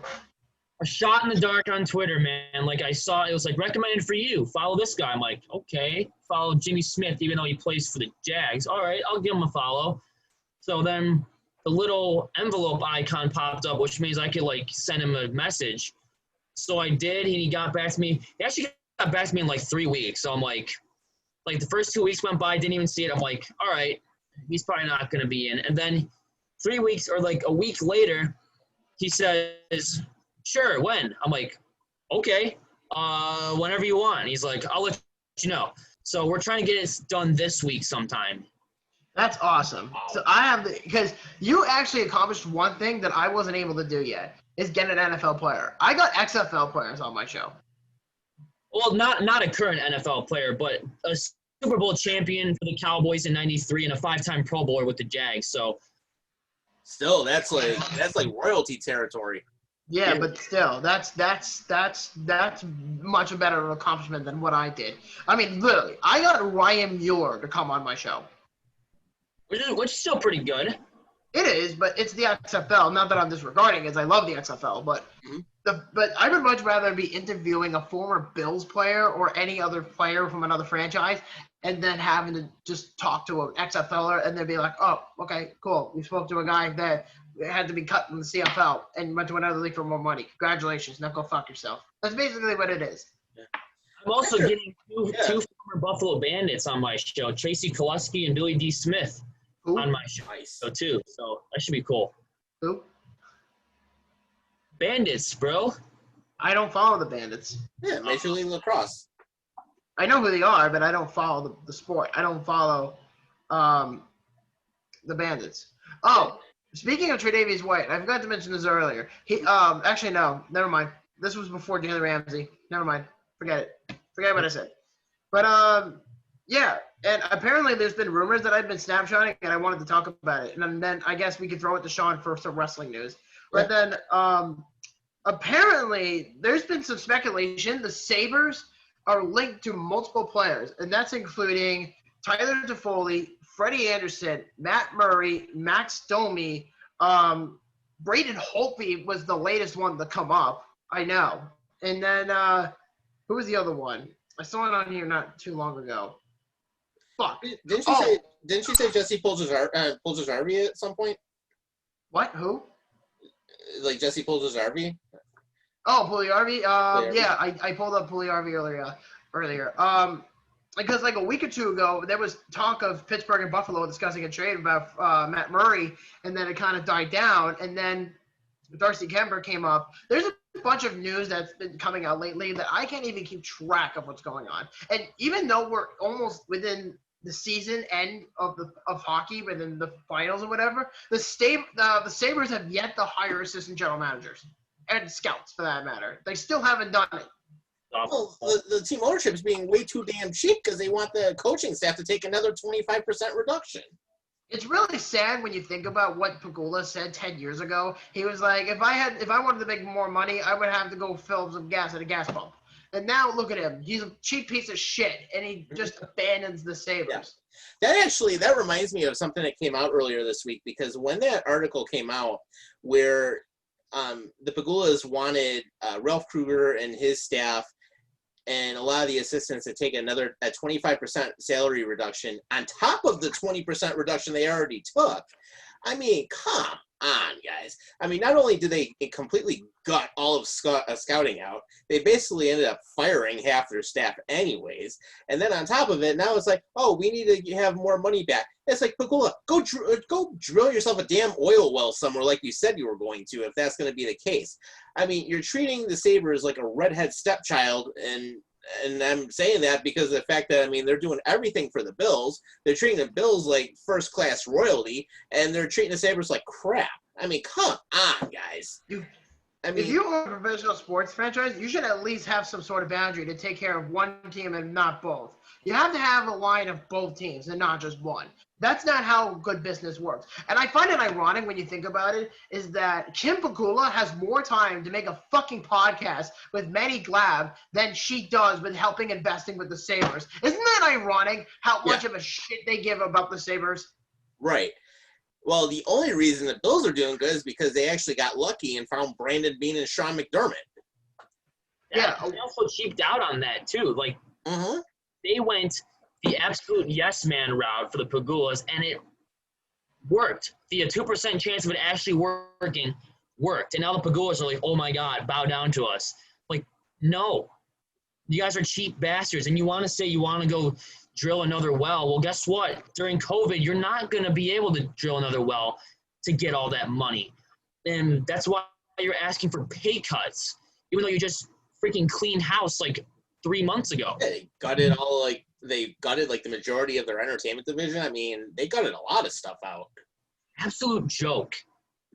It really is. It's so embarrassing. Imagine if the Kraken did that when their players are up in 5 years from now. Imagine Sean would have to come on here and he'll be like, you know what? The Kraken are cheap too, and Ron Francis needs to be fired. And the ownership needs to be fired. The Sabres did. No, the Seattle Kraken will win 3 Stanley Cups before the Sabres win 1. That is so embarrassing. Did you see the what was it called? The reduction in terms of pay? Apparently, there's some serious issues going on, and I want to read this to you guys, and I think it's important to talk about it. Go for it. And it says right here, the Buffalo Sabres are the only coaching staff to reject the request of the voluntary pay reduction. Sources indicated that the Sabres staff had paid reduced by 20% from April 1st to July 13th, at which point they turned down the subsequent request for a 25% reduction. And sources also say the Sabres are considering an internal salary cap in the low $70 million range. Oh, God, they're going Eugene Melnick. Fuck them. Seriously. They just ruined their own franchise. But you know what it is? They ruined that franchise before it even got off the ground. Yeah. Congratulations, Terry. You're an entitled piece of shit. It was used as a springboard to buy the Bills, basically. Basically. Fucking asshole. Yeah. I mean, the internal salary cap never gets you anywhere. It means you're cheap. Look at Arizona. Look at Ottawa. 2 perfect examples of that. At least Ottawa has something to look forward to, unlike Buffalo. True. And you know what's going to happen next year? They're going to throw Dylan Cousins in that third line spot, give him the Grigorenko treatment. They're going to ruin the shit out of him, and it's going to be an absolute joke. Yeah. I mean, Grigorenko, it totally destroyed his career because then he didn't want to go back to juniors, and then he decided, oh, screw the NHL, I'm going to the KHL. And Middlestat, who played half a year at college, is put up in the second line center. Yeah, he's turned out to be like ass so far. Oh my God. The Sabres don't know the value of their players. They don't know where to put them on the lines. And their owners just don't give a shit. If they don't give a shit, why should the fans give a shit? Exactly. Good point. Oh, cool. They gave us royal blue jerseys. Who gives a fuck? It's nice that we've got the royal blue jerseys, but who cares about that when people want to see a good team? Exactly. After 10 years of absolute garbage and mediocrity, don't worry, guys. We have royal blue jerseys. Don't worry, guys. We'll win the Stanley Cup next year. Yeah, that'll happen. Fucking assholes. And you know what's even more embarrassing? Half of that debt that they're suffering right now in terms of the $70 million internal cap, half of that was from when they hired freaking Kyle Laposo and Christian Ehrhoff. Because the Coolers were saying like, oh, we're a bunch of rip snobs. You can go out and spend whatever you want. And half of their pay is coming from the Bills. And it's not to say that, I mean, this is what I don't understand. They treat the Bills like gods, okay? They treat them like a king, which is awesome. I mean, they're great owners for the Bills. But when it comes to the Sabres, they are utter fucking garbage. They do not know how to run that team, period. Right. The fact that they gave Darcy Regier their entire checkbook is asinine. And Regier still couldn't do anything with it. No, but Regier was one of the most incompetent general managers and they were like, "Go ahead, spend." Right. Why would you give all that power to Darcy freaking Regier? Right. I have a better question. Why did you give all that power to Tim Murray of all people? Oh, $7 million for a post. Unreal. $5 million for Leonard, $6 million for Kane. How about $7 million for O'Reilly? How about Fuck a you. first-round pick for Leonard? Huh? How about a first rounder for Robin Leonard? Oh, Yeah. God, yeah. But you know what? Oh, Now that we're yeah. looking back on that trade, one thing that Tim Murray was right about was he was able to scratch the surface, and he's now one of the best goalies in the league. That's Now- true. He just got extended by Vegas. He got over his 5 years. alcohol abuse, and now he's a stud. Mm-hmm. Yeah, but the thing is, nobody knew about what he was going through. Nobody knew about his alcohol issue. Nobody knew about his mental illness. Nobody knew about it. That was the problem, and the Sabres didn't do anything to help him. Unlike the Islanders, who they over here treated him like a god, and they wanted to extend him, and he's like, "I want to be paid $5 million." Nope, sorry. But you know what? To his credit, at least the Islanders made the conference finals. Yeah. We're in the middle of it right now. But the point I'm trying to make is that I've been a Sabres fan for almost 30 years, okay? I've been a fan for this team for a long time. I have never in my life have I seen this much shit hockey since like the mid-2000s with the Islanders, when Charles Wang was the owner, before he was even alive. Right. And then having Mike Milbury be the general manager. That was horrible. But this is asinine. This is atrocious. This is an outrage. It is ridiculous that the fans still put up with their shit. They shouldn't be going to the games. The Sabres fans should not be going to the games. They shouldn't be. And it's just plain and simple. I'm not going to be going to the games anytime soon, even if they do let in fans. I'm like, why the freaking hell would I spend my money to watch the Sabres lose 5-1 against the team that's like 26th in the league? Right. And the fact that the Sabres, I mean, they still haven't addressed a lot of their needs at forward. They haven't addressed a lot of their defensive needs they've addressed more of, but they still haven't addressed the key thing, and you have to score in order to win games. Yep. And you still have problems with the wings. You still have problems at center. Middlestad's nowhere even close because they rushed them. He's And done. then now the thing I fear is if we bring in someone like Max Domi, who's supposed to be an upgrade, are we going to ruin his career too? Yep. I think so, honestly. We are Or going Dylan to Cousins? Watch, rush him, and it'll be another Grigorenko. Grigorenko also won at $7 million. True. for Max Which Domi, Darcy we're gonna Regier give him screwed that a- contract up. like Max Domi, we're gonna give him like Risto and Reinhardt for Max Domi, and look how that's gonna turn out. Like they're It'll backfire. never had experience in the general manager role. The Pagulas were lazy. They went with a yes man. They didn't even go outside of the organization to look for an experienced GM. That's It's- absolutely pathetic. It's a fucking joke. It's pathetic. And the fact that they didn't even care. I mean, come on. I mean, the first reason he bought the team was to win Stanley Cups. Okay, here we are 10 years later now. There's nothing to show for it. They made the playoffs when they were here for a third of the season. Got eliminated round one by Philly. Right. That's it. Joke. Absolute joke. Yeah, it is. And the fact that Kim still stands there is like, oh, well, we're going to be competitive. Well, Kim, obviously you don't know how to freaking run a team because you still have no president of hockey operations like 8 years later after you fired Ted Black. But, I mean, even let alone that, and of course you ran Pat LaFontaine out of town thanks to a non-disclosure agreement. Nobody knows whatever happened, but I can tell you it's probably Pat LaFontaine told him to shove it up his ass. Oh, I know why. I Yeah. know why Pat LaFontaine left town. I know exactly why he left town. And the Right. reason for that is because I know. Have you ever heard the story before, Tom? Stubborn. So let's talk about it. All right, let's talk about this. Because I'm about to educate you. And I did a lot of research on this. When Pat LaFontaine became the president of hockey operations, let's go back to November of 2013. Mhm. Darcy Regier gets fired. Ron Rolston gets fired. Pat LaFontaine gets brought in along with Ted Nolan. Okay, great coach. I like Ted Nolan. 2 months go by. They bring in Tim Murray. He said he was going to make them a competitive team, which he failed miserably. Yep. I liked Murray at the time. I did. Right, I did too because he was the anti-Darcy Regier. He was aggressive. Yeah. Yes, that was the one thing I give him credit for. He was very aggressive. He did what he had to do, but most of the moves he made were completely backfired. But here's the point. When Ryan Miller was a pending UFA, he wanted to leave Buffalo. He wanted to go to a cup contender. Right. And Pat LaFontaine was just basically, he did, and I told Trevor the story a little while back about how he was treating the Islanders. Like, he didn't want to be the general manager, and then when he got upset, he walked out. But this is something different. He goes up to Tim Murray, and he says, Tim, I want to be building a competitive team, but I want to keep a 34-year-old goalie to help stay with the Sabres for 5 more years. Let's re-sign Ryan Miller. And Tim disagrees, and he says, no, we're not doing that. He's a pending UFA, and we have to build for the future. I mean, in their defense, they got a first-round pick. But right after that, Pat LaFontaine got really pissed, and he's like, dude, if you don't bring Ryan Miller back, I'm going to leave that door, and I'm going to tell Terry and Kim myself that. And so Tim Murray's just standing there. He's folding his arms like this, and he says, no, I'm not signing Ryan Miller long-term, which was the right thing to do, to be honest. Right, and absolutely. And then Pat LaFontaine comes out, and he says, I'm going to leave because I don't get what I want.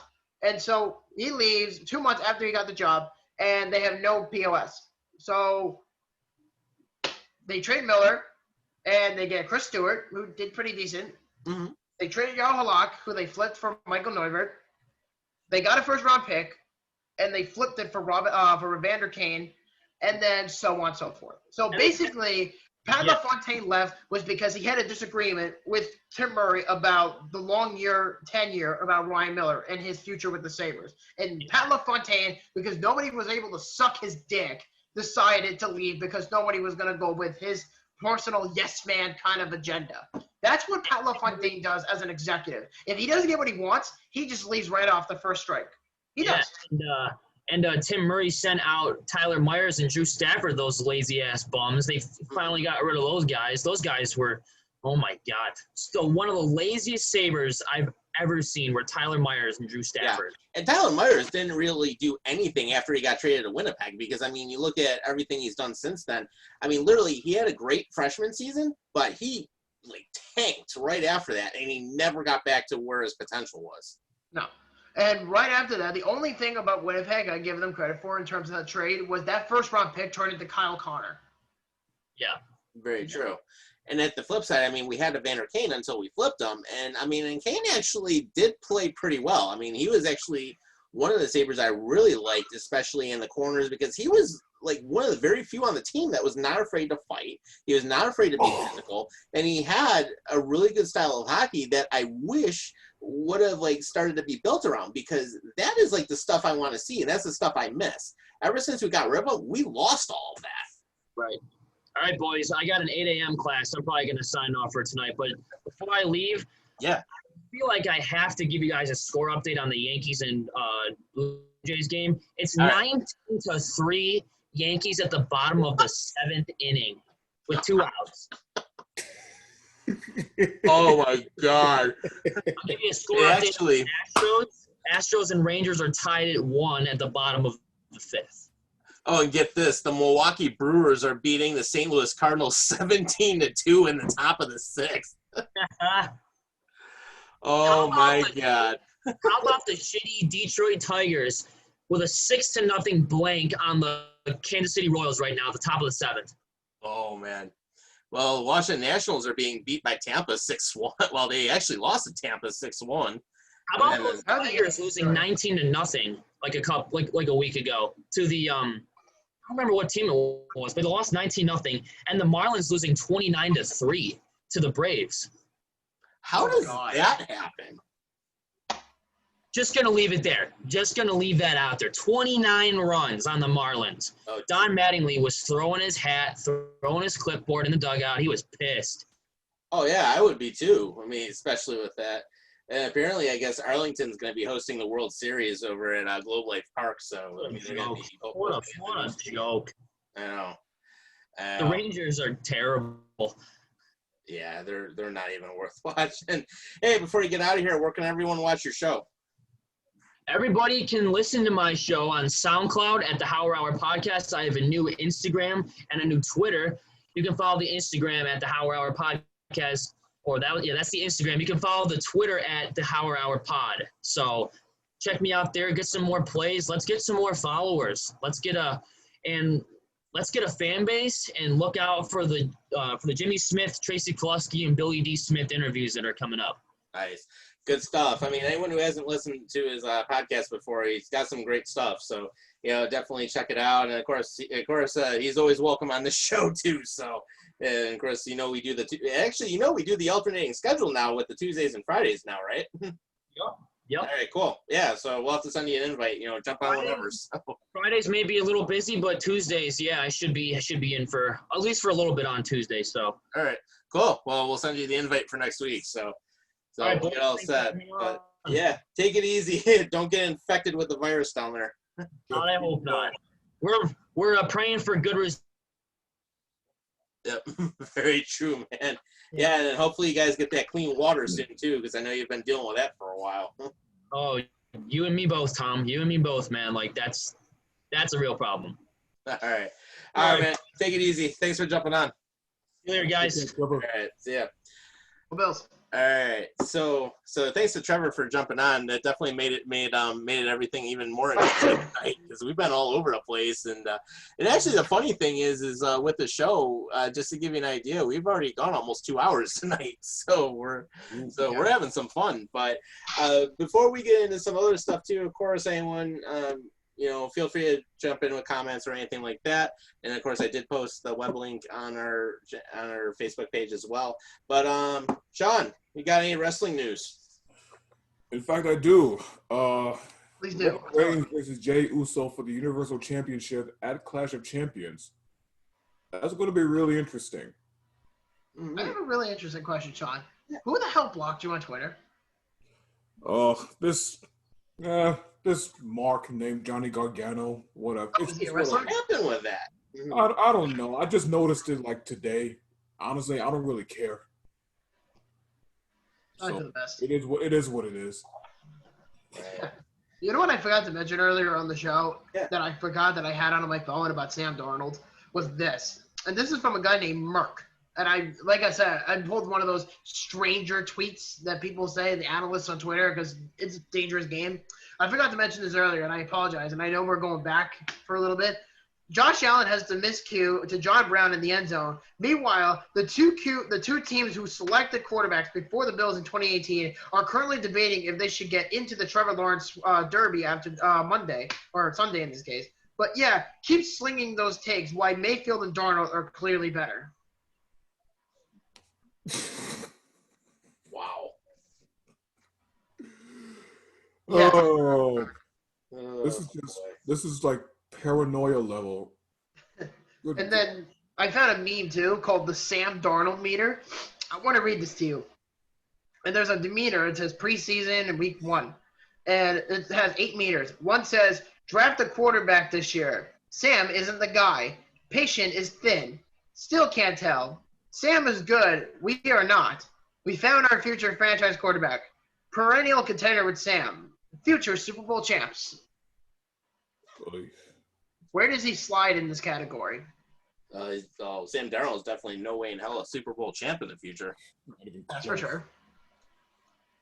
I mean, for me, I would probably say he isn't the guy. No, Sam Darnold is not the man. No, he's not. Definitely not the man. And if he gets cut or whatever happens to Darnold down the road, if he ends up getting cut by the Jets, it's pretty clear to me that the Bills won the sweepstakes for best quarterback in New York. Yeah, I mean, I already think they did. I mean, we look at everything that Josh Allen's been able to do in his first 2 seasons, and then now starting his 3rd season. I mean, he's been doing more than anybody has expected. I mean, and the fact that now he has that command of the offense, and the fact that he can actually read a lot of the defenses very well and improvise and make those plays. I mean, he's got a ton of weapons. But the fact that he's 6'5" and he's like, I think he bulked up a little bit. He's like 233 or something now. I mean, that is a big QB to try and knock out. A big boy. He is. I mean, that's like almost Roethlisberger territory, Oh, yeah, definitely. except he can actually run.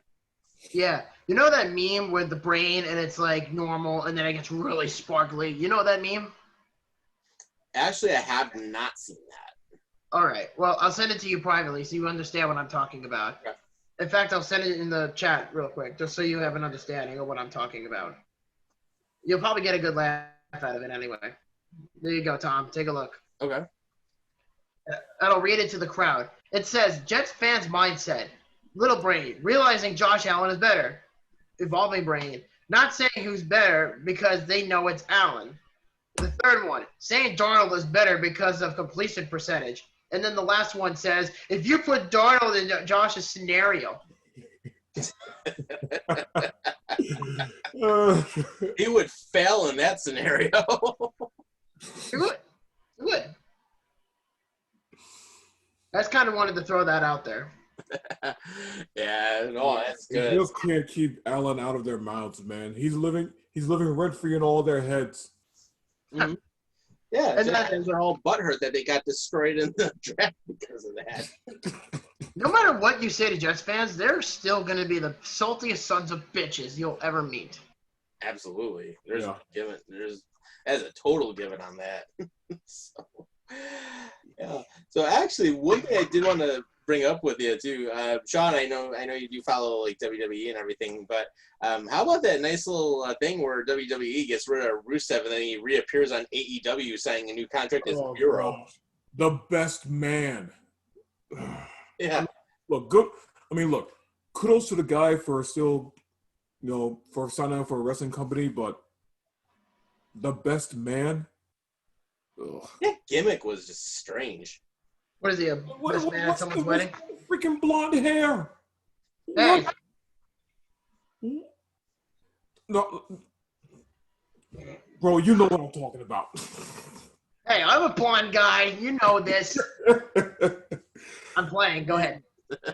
I mean, I'm not trying to judge early because I want to see what he does first, but I don't know, man.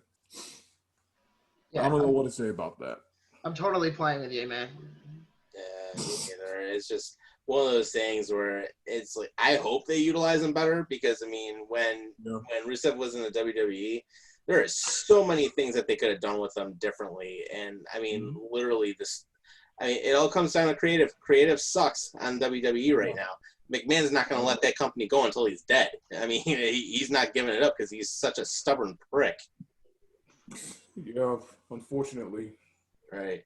But I will say, though, one of the really good in-ring talents that just debuted recently, I really like what Dominic Mysterio is doing.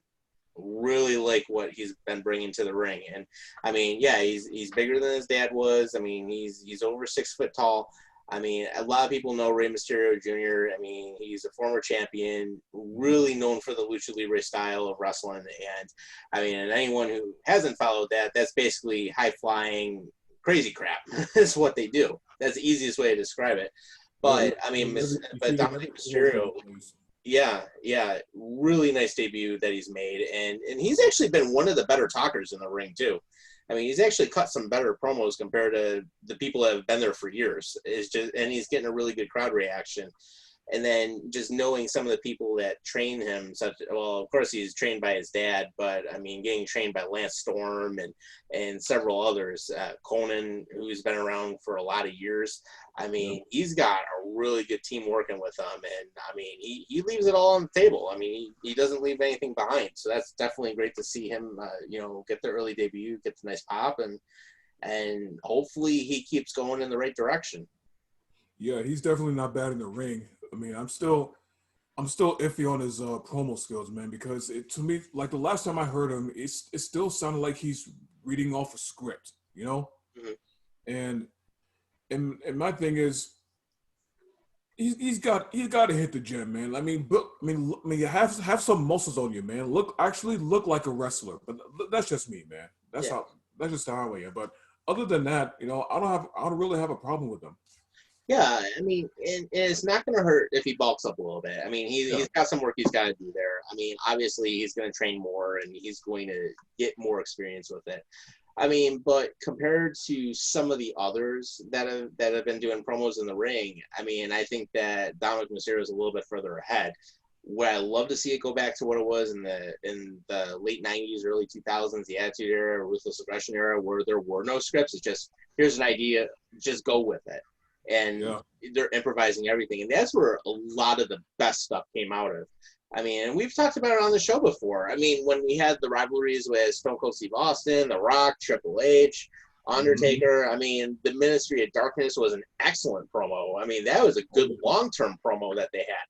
And it's just when they brought out the symbol and made it very real.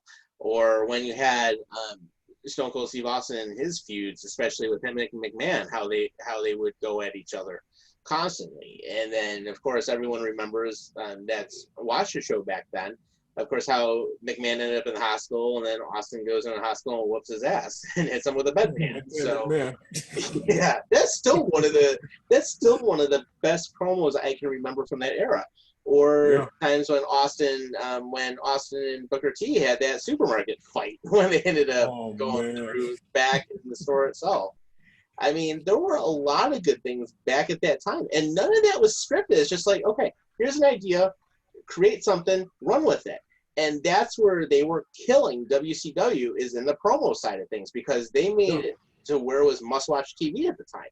Now, it's one of those things, I mean, I'll watch it a little bit here and there for like different things, and I'll watch some reviews, but I mean, right now, is it worth watching a whole 3 hours Monday night? Hell no. Probably not. Not even close. And yeah, like that's one of the biggest problems when it comes to promos, man. There's literally little to no improvisation anymore. You know? What do you mean by that? Everybody, like I said, everybody is basically reading off, literally sounding like they're reading off a script, and it's not. There is nothing organic about it. You know? Well, I mean, it's really bad acting. Oh yeah, it's horrible acting. It is. Yeah. It's like me saying, like, "Hey, Bobby, go in the middle of the ring in the WWE and just pretend to actually be pissed."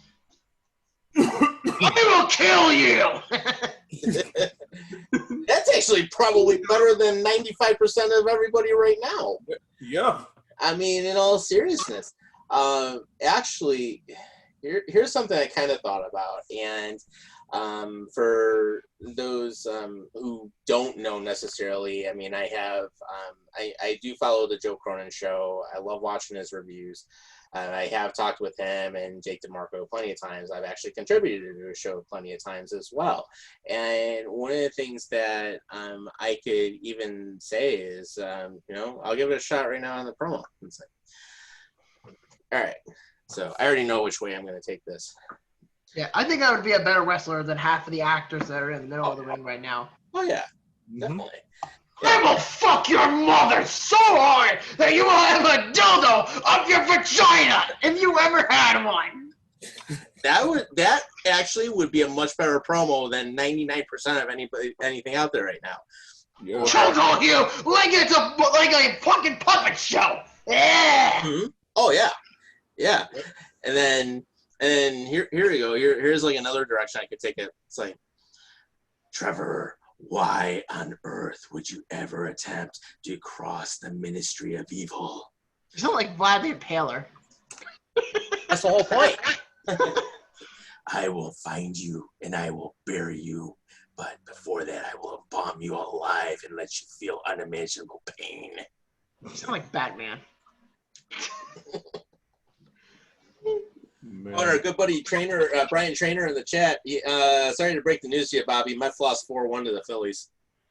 That's okay, because the Mets are going to be much more wealthier in the next few years than the fucking Phillies. Enjoy the playoffs while you're at it, because you're going to end up choking. That's if you even make the fucking playoffs. Oh, and actually things got worse for the Blue Jays. Top of the ninth inning, it's 20-4. And they have a runner on, and there's a runner on second. Oh my gosh. My We have some breaking news here. According to Arthur Staples on his No Sleep Till Belmont podcast, that he has sneaking suspicion that Kiefer Bellows, who was drafted in the first round a couple years ago by the New York Islanders, not making the bubble roster, shows that the team is not as high as on him as the fans would suspect, and that they could be moved on in the offseason. So they could end up trading him. Man. He's a talented prospect, Kiefer Bellows. He would be a good player for the Sabres to get, but they'll probably just swap Dylan Cousins for Kiefer Bellows, and then they'll lose the trade. Oh yeah, or if they were attempt to go for Tyler Toffoli, and of course that'll get botched somehow. The last time they traded for a prospect, that prospect turned out to be pretty damn good. His name is Henry Yokiharu. Mm-hmm. He actually did some decent stuff for us. Look, Joker's young. He's only 20, 21 years old. He'll get better as he progresses. Trust me. Of course. I mean, he barely had any ice time in Chicago, but that's irrelevant. But the point I'm trying to make here is that I think all three of us alone would probably be better as B-movie actors in wrestling than the actual people that are in the middle of the ring. And I think it's more embarrassing, too. You hit rock bottom as a professional company that you cameo in an animated Scooby-Doo movie. That is pretty bad. Yeah. Yeah. Scooby-Doo Gang starring John Cena. Well, it's pretty bad when you start doing hefty commercials and you have to grow a full damn thing of hair, like Cena. More embarrassing to put the faces on like ice cream bars. Right. Or watch, they put them eventually on a milk carton like they do with like people that they're looking for. Well, it's even more embarrassing when you have to look at Dwayne "The Rock" Johnson all the time. But the actual difference is Dwayne is actually a good actor. Very true. Richest actor in Hollywood right now. And he just bought the XFL for pennies on the Very dollar. true. Yeah, he's got a good investment group and everything. So, I mean, knowing that he's up to that, I mean, he saved the XFL. So, Yeah. at least, Well, the NFL will have some competition for a while. I may not be the biggest wrestling fan in the world, but I'm always listening. But regardless of what should happen to the WWE, what should be the next big thing they should do to kind of get the fans back? What do you think they should do? Well, first get rid of the PG crap. Yeah. Let's focus on in-ring work rate and more focus on developing characters and storylines and people who knows how to cut freaking good promos. What is this, a Dr. Seuss book? Oh, this is actually like real stuff. I mean, Yeah. Sean nails it here because their creative sucks. So they got to really start making the storylines believable again.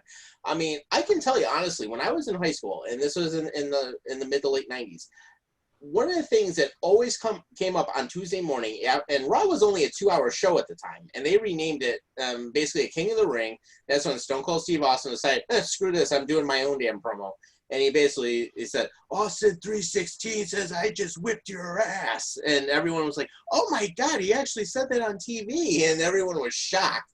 So then Monday night, that was the birth of the Attitude Era, basically. And McMahon came out at the time and he said, Raw is not meant for kids. It's an adult show with adult themes. And that's exactly what worked. It got them money. It got them viewers over WCW Nitro, which was more of the mainstream for everybody's show.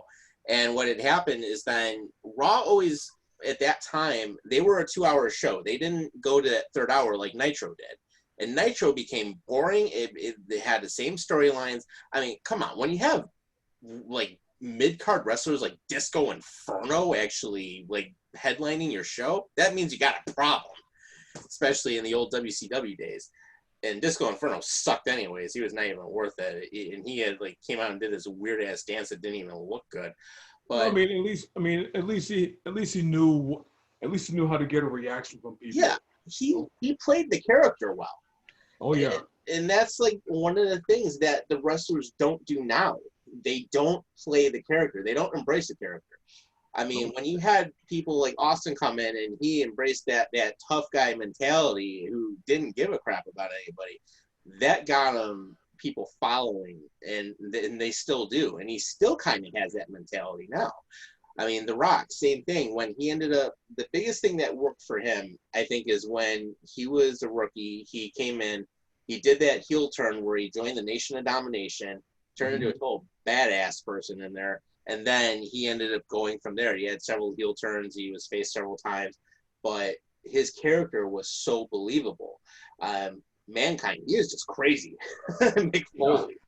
Yeah. And a lot of people call him a glorified stuntman, but he was just willing to break everything, including Hell in a Cell in Pittsburgh when he ended up going through the top of the cage. And then when he ended up getting thrown off the top of the cage. And he still fought for he still put on a good 30-something minute match. Yeah, and he's freaking getting hit in the head with a steel chair against The Rock from the Royal Rumble from '99. Yeah. Several times. Yeah. And then even looking at some of his stuff in New Japan when he was in the C4 match where basically he ended up on the exploding tables and everything. I mean, I saw he, clips he of that. sacrificed himself for the sport. I mean, that's what he would do. He didn't care about his body. He just went out there and did it. Yeah. And then, of course, he had the 3 alter egos of Foley. He was known as Dude Love. He was known as Cactus Jack when he really got pissed off at somebody. And then he was known as Mankind. Yep. Who, The Rock? No, Mick Mick Foley. Oh, Mick Foley. Yeah, he played 3 alter egos. So Dude Love was like the really laid-back, fun-loving guy. Mankind was his normal character where he was just like deranged and wore like a leather mask that made his face look like it was all like I remember distorted or that. something. And then when someone really irritated him, he ended up coming out as Cactus Jack, who was just like the no holds barred kill everybody person. Yep. I see. I mean, I remember who Mankind is. I mean, the Attitude Era was probably my era of wrestling, but even then I didn't really watch it. But my neighbors across the street when I was a kid were huge wrestling fans, so I kind of saw everything progress as it was. But nowadays, nobody gives a fuck about wrestling anymore. I mean, I know there's some diehards out there, but still, you know, it's kind of embarrassing when, like I said before, when your company is labeled with Scooby-Doo. And on top of all that, you have to make it PG for the kids. Like, first off, anybody who thinks it's PG or is kid material is a fucking moron. Because the WWE was never meant to be a kids program. It was designed for, like, teenagers. Imagine what the WWE is going to do as to what Marvel is doing with the Avengers, okay? When I was a kid, the Incredible Hulk was designed as a character for teenagers, for tough guys. You know, he was bulky and muscular, and he had this monstrous look. Now you look at him, they make him look like a fucking plushie doll. And now all the kids get to cuddle with him and hug with him and get pictures of him in Disneyland.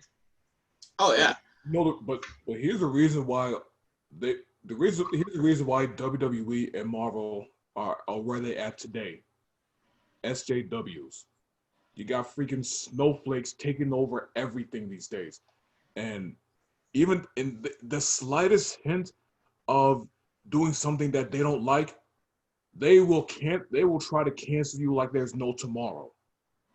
Absolutely. It's happened way too many times. And it's ridiculous. They can't, there's literally no going back. Right. As long as these people are in this freaking industry taking over Marvel and WWE, there's no going back to where they should be, you know? Right. Yeah, and actually one of the biggest turning points I remember is when Linda McMahon was running for Congress, and then all of a sudden she was getting called out about her image being linked to Vince McMahon, who's her husband, and all of a sudden it's like, oh, we can't be TV-14 anymore. We got to go PG. So then, of course, what happens the very next week, you go from John Cena having what's known as his finishing move, it was called the FU, and then he had the STFU, to where they renamed it, the Attitude Adjustment and the STF. I'm like, and then, of course, nobody could swear on TV anymore.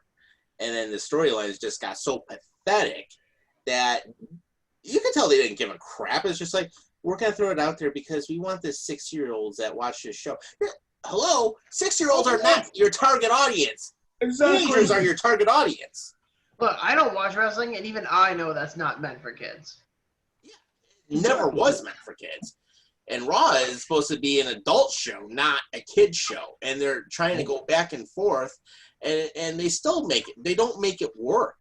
And it's like, really what they need to do, I mean, they've been screwing up the show for over 10 years now. Actually, more like 15, honestly. But, I mean, they've been screwing up so bad. It's like, literally, just drop it and go back to what you had back in the late 90s, early 2000s, even the mid-2000s, when it was actually decent to watch. And you'll actually get more viewers. I mean, back in those days, they were selling out 20,000 plus seat arenas with no problem. Now it's like you can barely fit like 14,000, and they're in there having to give tickets away because nobody wants to pay to watch that. And that's excluding COVID. Exactly. Yeah. Oh, even better, they ended up getting caught on camera with they're doing like the LED screens where they're having like the virtual fans, and they got caught showing fans multiple times. And multiple displays, so it's not really, they can't even get the number of fans to actually fill them, so they're having to show them like 4 or 5 times just to show, oh, hey, we have a full audience. And then one of them got caught with a Nazi symbol. Oh gosh. So they See, screwed one of themselves them even had a more. freaking KKK freaking thing showing off, man. They're like, Yeah. oh my gosh. That's got to be really Really? offensive. This stuff keeps up, they're gonna cancel Thunderdome. I'm telling you right now. If this, Well, apparently, I mean, that concept might be gone pretty soon too. yeah, What show? I'm sorry. no, it's Their Thunderdome concept. yeah, What Thunderdome concept? What, like the WWE? Hmm. yeah. I didn't even know that was a thing. It's a virtual thing where fans can watch live from their laptops or whatnot. They renovated. They changed it from the they changed the arena in Orlando. I forgot what it's called. Was it American Airlines Arena? No, Amway Center. Amway Center. Yeah. They're using that for Thunderdome. Yeah. Ooh, here we go. Actually, we got some news on that too. Now that you just mentioned that, so this actually just came out. So basically, WWE's been running all pay-per-views and episodes of Monday Night Raw and Friday Night SmackDown from the Amway Center in Orlando since mid-August. That deal is done as of October 31st. And there's no comments on what's going to happen as of yet because they don't know what's going to happen as of yet. But Thunderdome is done as of October 31st. Yeah. Oh, right. So Halloween is going to be over. Man, And we actually have some breaking news in hockey, so I don't mean to interrupt you, but you know Bill Armstrong, the assistant general manager for the St. Louis Blues? Yeah. He's being reported to be the front runner for the GM position for the Arizona Coyotes. That'd be a pretty nice pickup for him. If he actually gets the job, but it seems like now he's going to get the job. But we'll find out within maybe a day or three. I don't know. We'll find out. Definitely. And actually, now to build on that, too, there's a couple other things that have come out. So the Washington Capitals have a new head coach, and that is Peter Laviolette, who's replacing Todd Reardon. Thank God. That's a good pickup for them. You know what's funny? They were actually debating about whether they were going to hire him, Gerard Gallant, or Mike Babcock. And I said among the three, they should probably hire Laviolette. Yeah. Good fit for them. I think natural fit for them, too. I mean, I have no problem with that hire whatsoever. And I like Laviolette as a coach. And there have been times, even on our old show when we had After the Horn on our old page, that there were a couple times I know we talked about Laviolette being a possibility up here. And I mean, I like him as a coach. I think he's got a good he has a good style that he sets up with his teams, and I think he really does get a lot out of them. And I was surprised at first when Nashville let him go, but they were able to make it work even after that. And I knew that once Laviolette was out in his last job, I mean, he wasn't going to be out for a long time. So I'm happy to see him get hired. Yeah, that's for sure. I mean, it is what it is. He's a good coach. I like Peter Laviolette. Yeah, definitely. Yeah, I just wanted to cut that out real quick. Yeah, and then we actually have some other news too. So it also looks like that Minnesota Wild has extended Jonas Brodin for 7 years, $42 million. Good deal for the Wild. They needed to get that done. Yeah, solid defender right there. So that is definitely great to see. And then it looks like right now, I'm just doing the live game looking with everything. Islanders and Lightning are still tied at 1. There's 6 minutes left in the third. Anyone want to take an over/under on what the shots on goal are? For what? For both teams, for Islanders versus Lightning. Over 30 shots. Barely. Islanders only have 16 shots on goal so far. The Lightning only have 19. That's not very good. That pretty much means it's a defensive game. Yeah, very much. And there's been no scoring in the third period. Pulak ended up scoring at 15:41 on the power play in the first period. No goals for the Islanders in the second or the third so far. Tampa ended up tying it up with Hedman at 4 minutes in the second period, and then again no score in the third period. So it's a defensive lockdown. Speaking of Tampa, you know what I found really interesting? By the 2021 expansion draft, I've been hearing rumors that if the Lightning are going to expose anybody to the Seattle Kraken, it's going to be Steven Stamkos. That would be very interesting, and I can totally get that point because of the fact of the salary cap. Yeah, they have to. I mean, don't get me wrong. He's a great player, but he's always hurt. Great player. He would be a great player for Seattle if they can end up getting him in the expansion draft. That's if, of They would course. build around him. They absolutely would.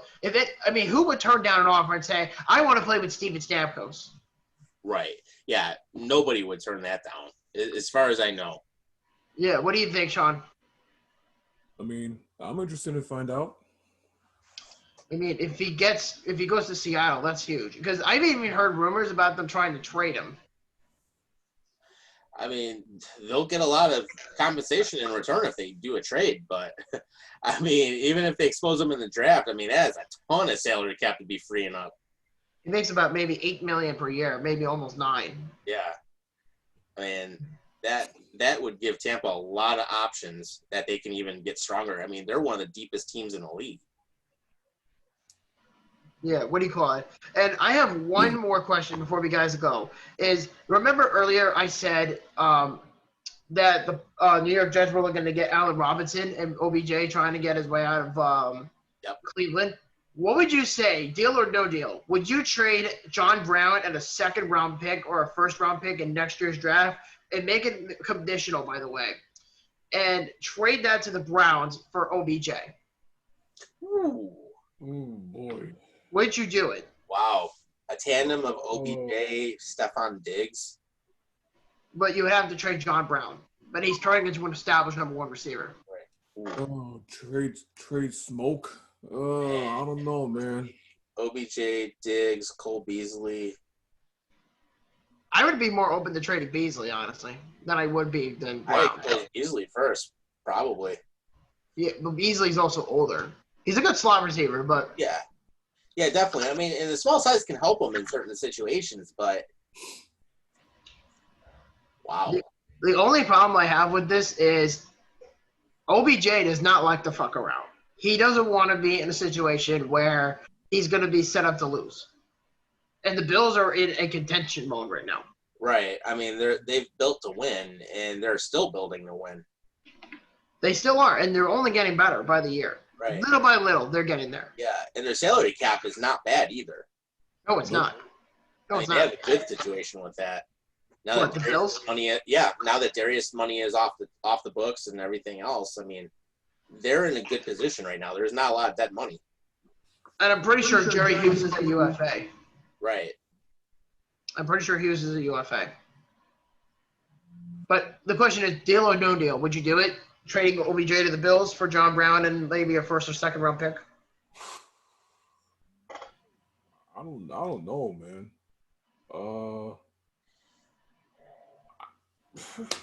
Ooh, I honestly, that's a tough one. I would actually trade Beasley. No You would disrespect to him, but I would trade Beasley instead. Ooh. I probably agree. But if it was for Brown, I would probably say no. But what if it was someone like, just for curiosity, what if it was for someone like Isaiah Hodgins?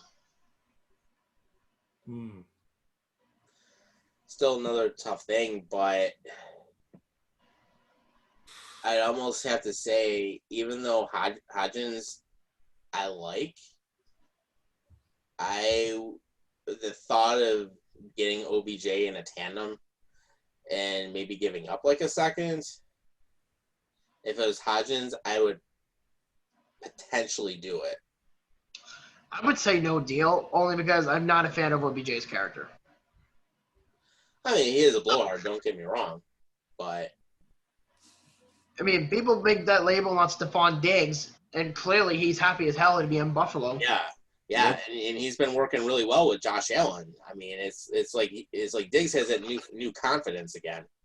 Absolutely. And I think if OBJ were to come to the Bills, I would project him being traded by October.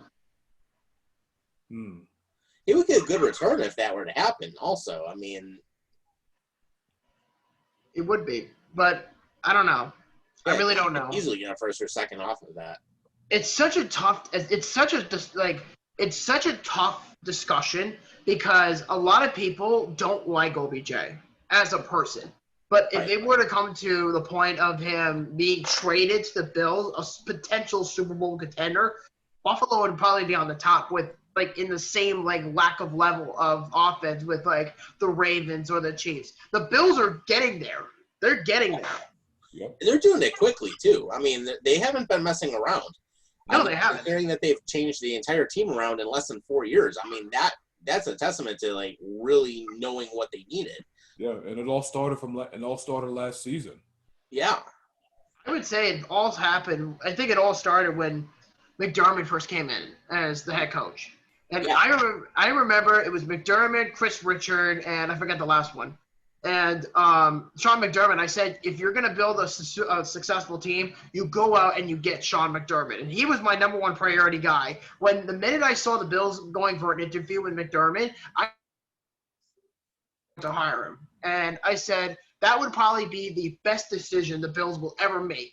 And here we are. We're talking about a guy who, in quote, was not a good head coach, and he was not head coach material. Right. And he's matured as not only as a defensive guy and not only as a person, but he's really developed himself really well as a coach.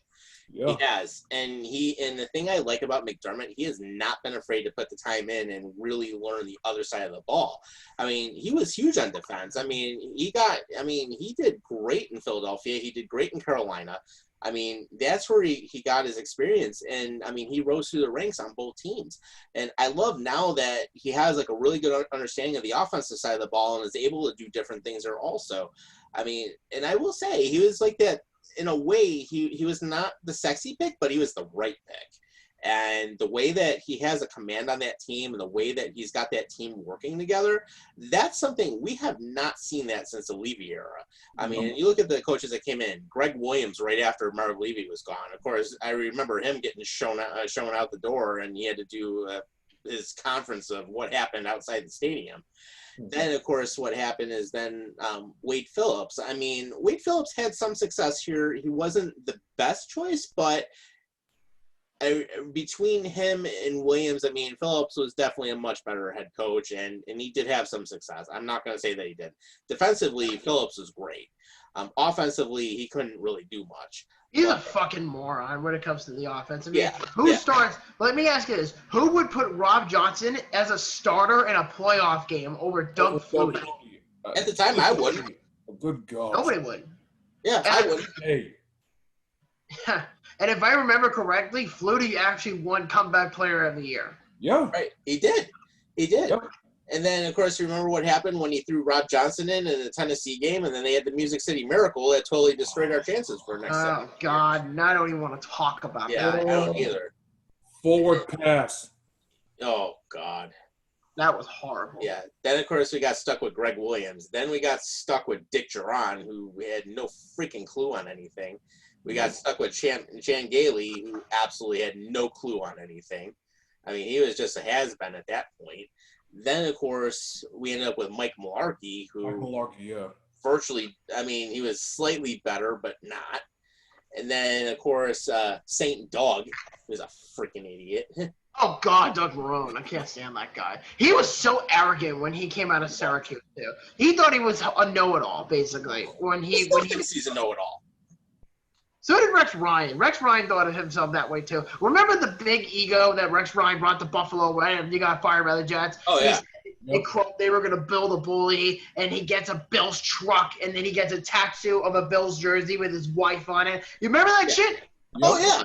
Yeah. I remember that pickup. Yeah. I remember it. Yeah, it was like a big Ford, like F-350 or something like that he got, like, all wrapped in, like, the Bills logos and everything. I mean, and he was, like, flaunting that like no tomorrow.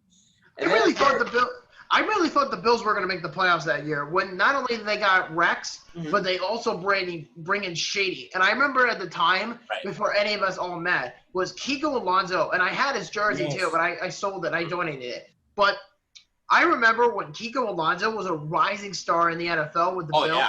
He was a rising superstar. Oh, my gosh, I remember that. Yeah. I loved how he played until he blew the ACL out.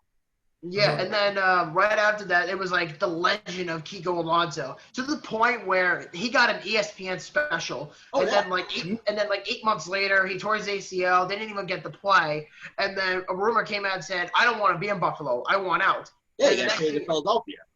And then he got traded to Philadelphia, and then he just hasn't been the same since. Right. Yeah, his whole career went downhill, and he was never the same ever since that knee injury. But even, like, looking back at that, I mean, I love that we ended up bringing Shady in for the time we did. I mean, that really helped the run game. I mean, we needed that. But Rex Ryan, the biggest problem was changing a 4-3 defense to a 3-4 defense, not having the personnel to run a 3-4 defense. And yet, you had a top 3 defense when we ended up having Jim Schwartz as a defensive coordinator. That was the stupidest thing they ever did, was getting rid of Jim Seriously. Schwartz. For Yeah. real, man. Yeah, and then they bring in Rob Ryan, who didn't do anything. Rob Ryan was just as useless as fucking anybody. He was just as useless as fucking Rex at that point. I remember looking at that season, and I said to myself, there was no way in hell Rex Ryan is going to survive 5 years in Buffalo. That was not going to happen because everybody hated him on top of that. I mean, yeah, put it this way. Rex Ryan is the perfect guy for character, but that's not what people want to see. People wanted to see product. People wanted to see results at the time. This was during the drought too. So people were just sitting around and they were waiting, oh God, what's going to happen next?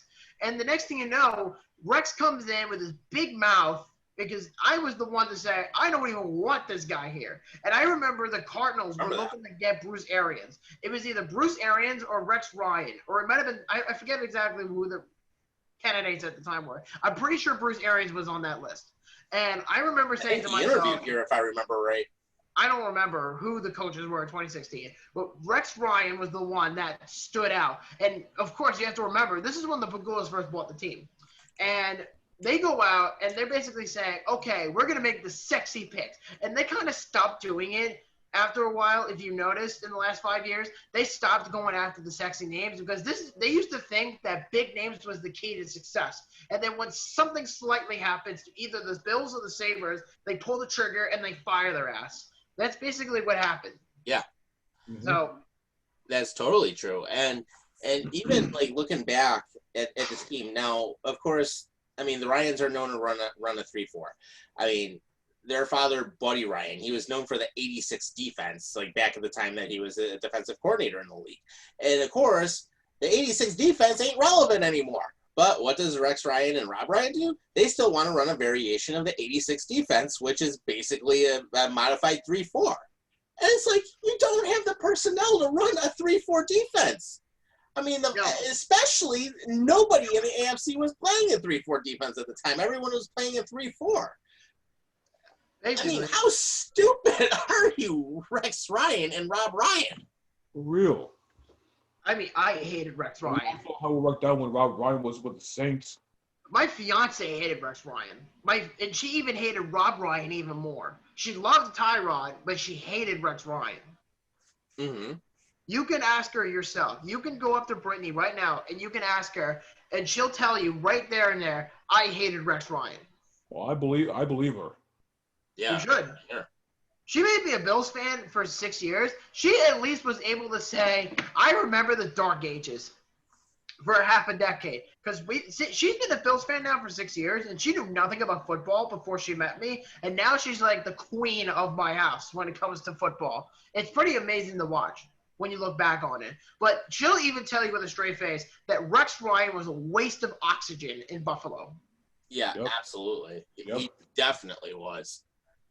I mean, it was absolutely pathetic. And, I mean, why the Bills went that way, I get the point. The Pagulas wanted to say, hey, we're going to go all in on somebody that's really well known, but that was a total failure.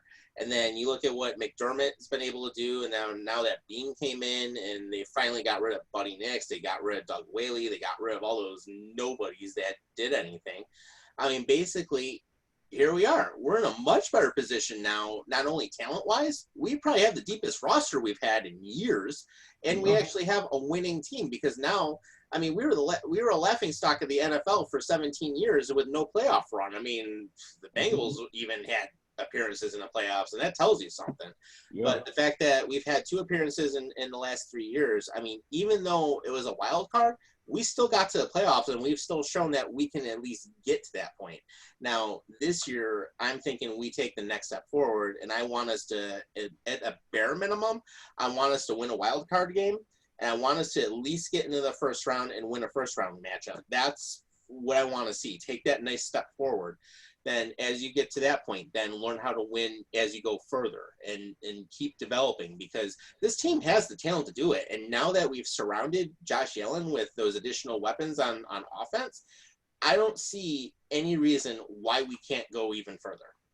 No. I think it's going to take a couple of more years. I mean, they'll get a playoff win. That I think that will definitely happen. Yeah, I think so too. But the thing is, too, is that rebuilds don't happen overnight. And the Bills are in a very good position long term. Put it this way. It took a long time for a lot of these quarterbacks. It's not like you could just sit back and say, we're going to wait for Peyton Manning to deliver a Super Bowl. Listen, it took Peyton Manning 14 years to get a Super Bowl. Right. And it took him 5 years or 3 years, whatever the number is, to get to the playoffs. Right. He had in a the same rough couple situation. seasons to start out, and he was getting destroyed his first season. That's what I'm talking about. Yeah. And Peyton Manning was in a similar situation that Allen was in at that time. And then the Colts started picking up a brain, and they said, we're going to go out and we're going to surround him with talent. That's when they got guys like Reggie Wayne, Marvin Harrison, Edgerrin James, Right. and then a solid offensive line. Yeah. The Colts had everything on And offense. they also improved their coaching too, because they had Tony Dungy for a lot of years over there. Oh, absolutely. Great head Absolutely. coach. Great head coach. I love that. I love him as a head coach. Yeah, I've actually met Tony Dungy in person, like years ago. He's a really great guy. Yeah, he definitely is. And I mean, his knowledge of football is absolutely incredible. I mean, he knows the game inside and out. Absolutely. It's too bad that he retired, though, but great coach all around. Yeah, I mean, and I'll be honest, I was very happy to see him finally get that Super Bowl win because, I mean, out of all the coaches in the league, I mean, there's two of them that I really was rooting for to get that win. Tony Dungy was one of them. Andy Reid was the other because I really like a lot of what Andy Reid's done in his career. And just watching, like, all the matchups that he had with Philly, I mean, a lot of times in Philly, I think he got screwed over in some ways because their management didn't want to truly build around who they had with McNabb at the time, and they didn't want to really truly build around other players like Carson Wentz and so forth. They just didn't want to do it. So then what happens is, of course, Andy Reid gets fired for Chip Kelly. And Chip Kelly did nothing. He's done absolutely nothing in his NFL career except lose. So, of course, he's totally irrelevant now. But Andy Reid went to Kansas City, of course, and look at what Kansas City did. He finally got that Super Bowl last season. But Kansas City actually built around what they wanted to do. They actually decided, okay, we're going to go out and get Mahomes. We're going to build around him. And they had Alex Smith at the time. I mean, you had two good quarterbacks. They built a damn good running game.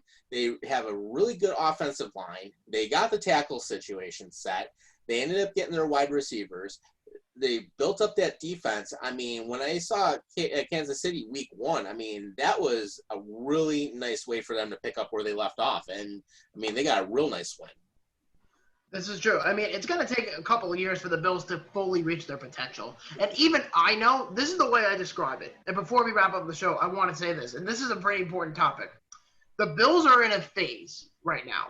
Phase 1 was getting Sean McDermott to get back into the playoffs. That's phase 1. Phase 2 was to get rid of everybody. And they got what they did. They got rid of Tyrod. They got rid of Cordy Glenn, who's been an absolute bum. Yeah. They got rid of Marcel Darius. He's been a bum Yeah, since he he's a got free cut, agent. He's not even signed. Screw him. which is sad. I Right. mean, honestly, good riddance. What was I saying? Get rid of everybody. Bringing in key free agents that don't even need to be sexy names, but guys that can contribute. Everybody thought Jordan Poyer was trash when he first came to Buffalo. Right. Everybody thought he He's was lit it trash. up. He's done great. Mm-hmm. Really He's nice been job. great with the Bills. He's been amazing. Yeah. And then on top of all that, oh yeah, Michael Hyde too. So that was the starting point. And then getting Tre'Davious White. That was another part of this Yeah, phase. top five Phase- in this position. Gold mine. That was a gold mine. That was absolutely great. And the deal that they re-signed him for, oh my God. Oh, 4 years. We got him cheap. 4 years. what a That's deal. 4 We got him years. cheap. Compared to what Jalen Ramsey got, holy shit. Oh, yeah. And we got way more value out of Trey White on that. Yeah. My friend Jack thinks that Jalen Ramsey deserves more money than Tre'Davious White, and let alone thinks he's better than Trey White. I'm like, you're Oh, fucking God. delusional. You're Yeah. Right. Yeah. And then, of course, Lorenzo Alexander. We can't forget about him because, I mean, he was really a great anchor on that line. Oh, absolutely. And anyway, so phase 3 was finding a quarterback in Josh Allen. Phase 4 was surrounding him with talent. In phase 5, which is coming up very soon, phase 4 is to get into the playoffs and win a playoff game. Yep. Phase 5, which is the final step, is to put all the pieces together and compete for a Super Bowl. They're not there yet. They're like the New York Islanders. They're getting They're just like the Islanders. They'll build within what their franchise guy. They're not the sexiest of names, but they will make a big push. I guarantee you. And if the Bills get into the playoffs this year, which I'm very sure they will, if they make the playoffs, like I said before, they probably will. But when they do, they're going to win a playoff game in Buffalo in the top 3 seedings within that conference alone, not just for the AFC East, but for the AFC in general. Okay? They're going to be in that discussion with the Ravens, and they're going to be in that discussion with the Chiefs. Okay? They're going to be in that discussion very soon. Mhm. And a lot of people are saying, well, what does the AFC have to offer? You have a dying Steelers team. You have a dying Patriots team. You have a dying Browns team. Well, they've been dying for a while, but doesn't matter. Right. Irrelevant. Anyway, so you have the Texans who've completely shot themselves in the foot. They had a chance. They blew it. Yeah. And then on top of all that, so really the only 3 teams in the AFC that are at least eligible to make the Super Bowl are Buffalo, Kansas City, and Baltimore in Right. that order. Yeah, and all 3 have a legitimate chance to get there.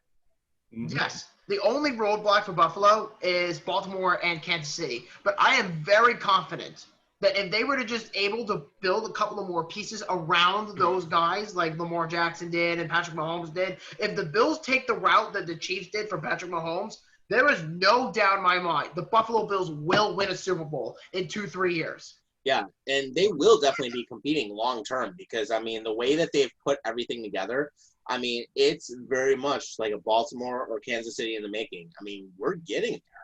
And let's look at last season and let's look at the last couple of years. I mean, when we've played Kansas City and when we played Baltimore, that was a tough matchup, and we almost took it both times. Yep. Yeah. I mean, they beat the Chiefs 3 years ago, but that was before Josh Allen. Right. But the point I'm trying to make is McDermott has experience from beating Andy Reid. Mhm. So if he takes that experience that he learned from 3 years ago and in producing it into this team, and by the way, that game is coming out very soon in 5 Yeah, weeks. that's going to be week 6. Yeah, that's in 5 weeks. So in the middle of October, I guarantee you that the Bills will have home field advantage and they will beat the Kansas City Chiefs. I'm calling it right now. Yeah. It Man. could very well happen because even though Kansas City had a nice win, they were a little iffy in some spots. They have. And you know what? Buffalo is a younger team than Kansas City. Hmm.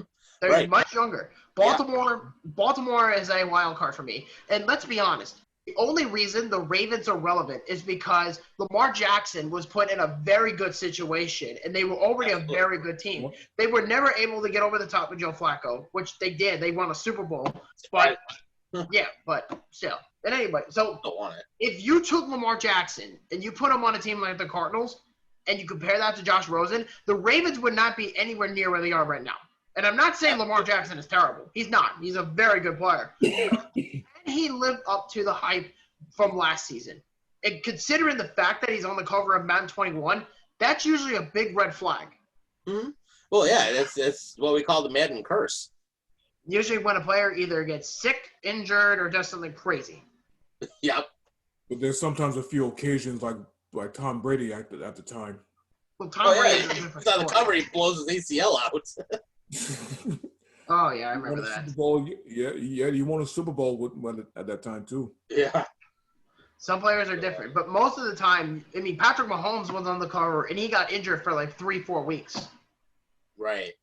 I mean, and he still came back. I mean, he was still able to get in there and do it. But, Yeah. I mean, it'll be really interesting to see how it plays out. But, I mean, we don't have a bad schedule this year. And that's also another thing that can play into the favor because, I mean, we play Miami next week, but then we also have we also play against LA. We have Vegas actually after that, and then we have Tennessee and then Kansas City, and that's basically the first 6 weeks of the season. And then we end up playing against the Jets again. Mm-hmm.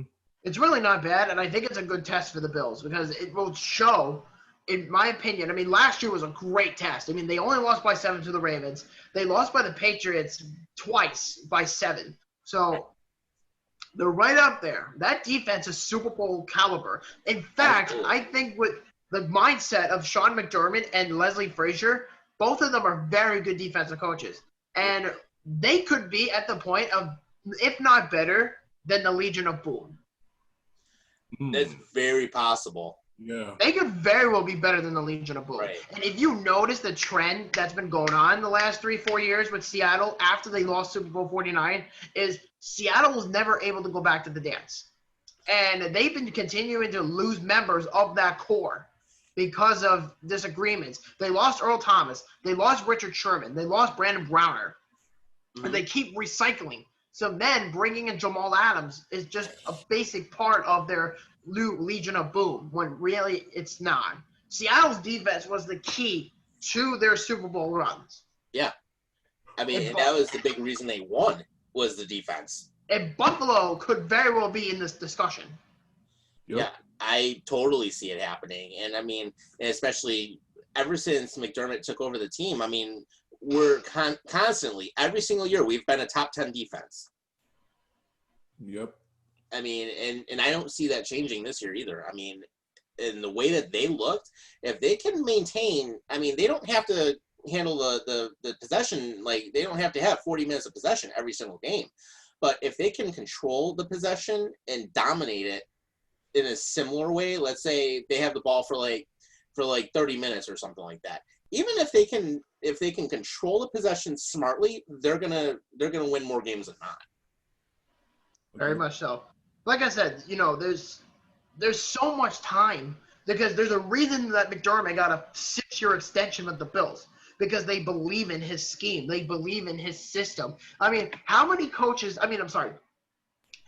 players can you think of that's on the current roster have bitched and moaned and saying, I want out because of Sean McDermott? Yeah, nobody. Nobody. No one. You know why? Because he's a hard-nosed guy. He's disciplined. He doesn't take shit from anybody. And he's very well respected. Right. That's why people will come to Buffalo. Mm-hmm. Because if you compare that to all the other coaches, they'll just be like, well, they have 1 or 2 good players, and now they're just complete shit. Nobody wanted to play for Rex Ryan. Nobody. But everyone wants to play for Sean McDermott. Right. That's why the Bills have been able to get these players.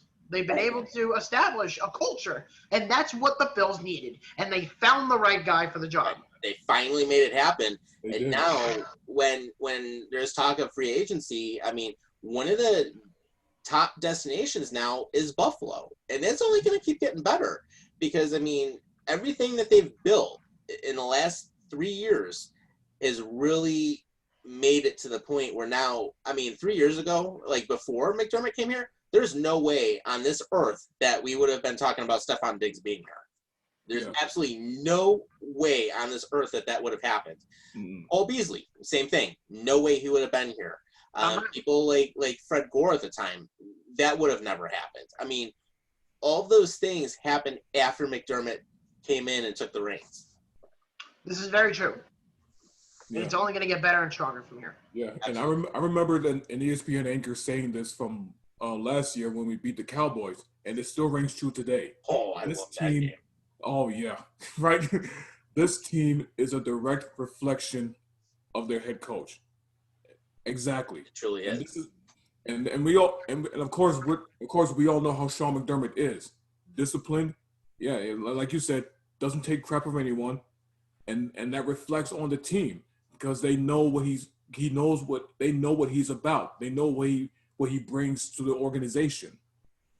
Yeah, and the other big thing that we didn't have before is now the team is truly about team. They're not all individual like Marcel Darius was. I mean, he didn't give a crap about anybody as long as he got Yeah, paid. forget him. And yeah, fuck him. I don't care.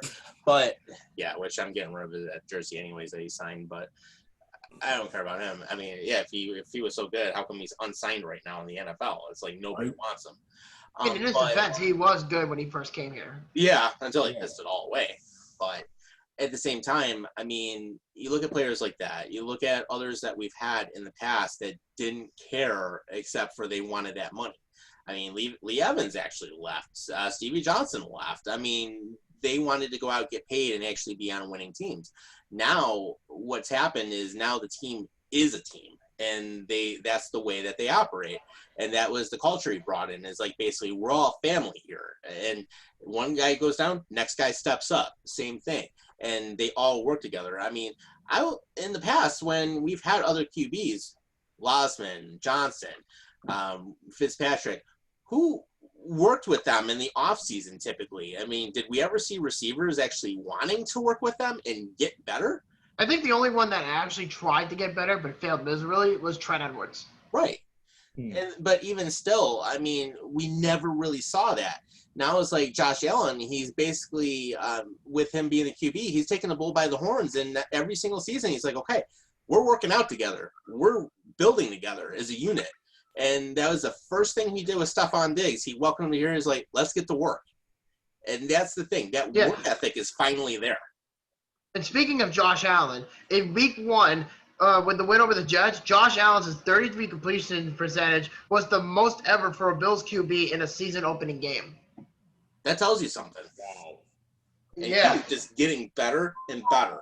I'm telling you, I love this guy.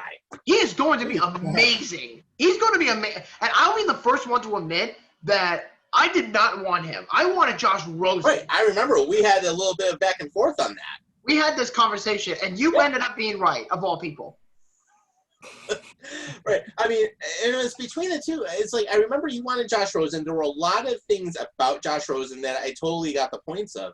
And then I just thought, at the time that Allen had a much bigger upside, especially with a lot of what he did. The arm was a big thing. I didn't even realize that he had the running game that he had. I don't think anybody did. Nobody did. Everybody was narrating. He's able to do that. I mean, it just totally has an entire another level to the offense. And if it makes you feel better, gentlemen, here's something else. And this is in the top 5 from week 1. In NFL passing yards leaders, in the top 5, Matt Ryan at number 1 at 450. Number 2 was Aaron Rodgers at 364. Number 3 was Phillip Rivers at 363. Russell Wilson at number 4 at 322. And at number 5 was Josh Allen at 312. And he surpassed Matthew Stafford, Daniel Jones, Jared Goff, Lamar Jackson, and Teddy Bridgewater. Woo. Yeah. And those are some good QBs. No. Sorry. It gets better. It gets better. In week 1, Josh Allen had a higher completion percentage rating than these following quarterbacks. Are you ready? Yep. You're going to be really like, I think holy I've shit. seen it, but remind me. Deshaun Watson, Tom Brady, Drew Brees, Carson Wentz, Kyler Murray, Matt Ryan, Matthew Stafford, Jimmy G, and Joe Burrow. Man. Oh, man. Oh, it's like Josh Allen's proven his worth. For real. You're not kidding. He's going to get paid. He's getting paid. Oh, yeah, he's going to get a nice payday. Oh, yeah. And he's earned every damn bit of it. Yeah, he's going to get that extension. For real. Yeah. Oh, absolutely. Yeah, I could totally see it. Minimum 5 years. I'm going to say 5. I'm going to say 6 years, actually. 6 years for nearly $45 million at best. Okay. Yeah, that's a doable number. Because he has a 3rd-year contract. They're going to give him a 5th-year option, okay? They're going to give him a 5th. They're going to do exactly what they did with Tre'Davious White. Yeah. They're going to give him the 4th-year extension. Yep. They'll give him a 5th-year option, and then they're going to get all the time in the world. They're going to pay him, and then it'll be like Bill signed Josh Allen for 4 years at 50-something million, whatever, or maybe higher. I don't know. But regardless of that, you're going to see a headline within a year or two, and it's going to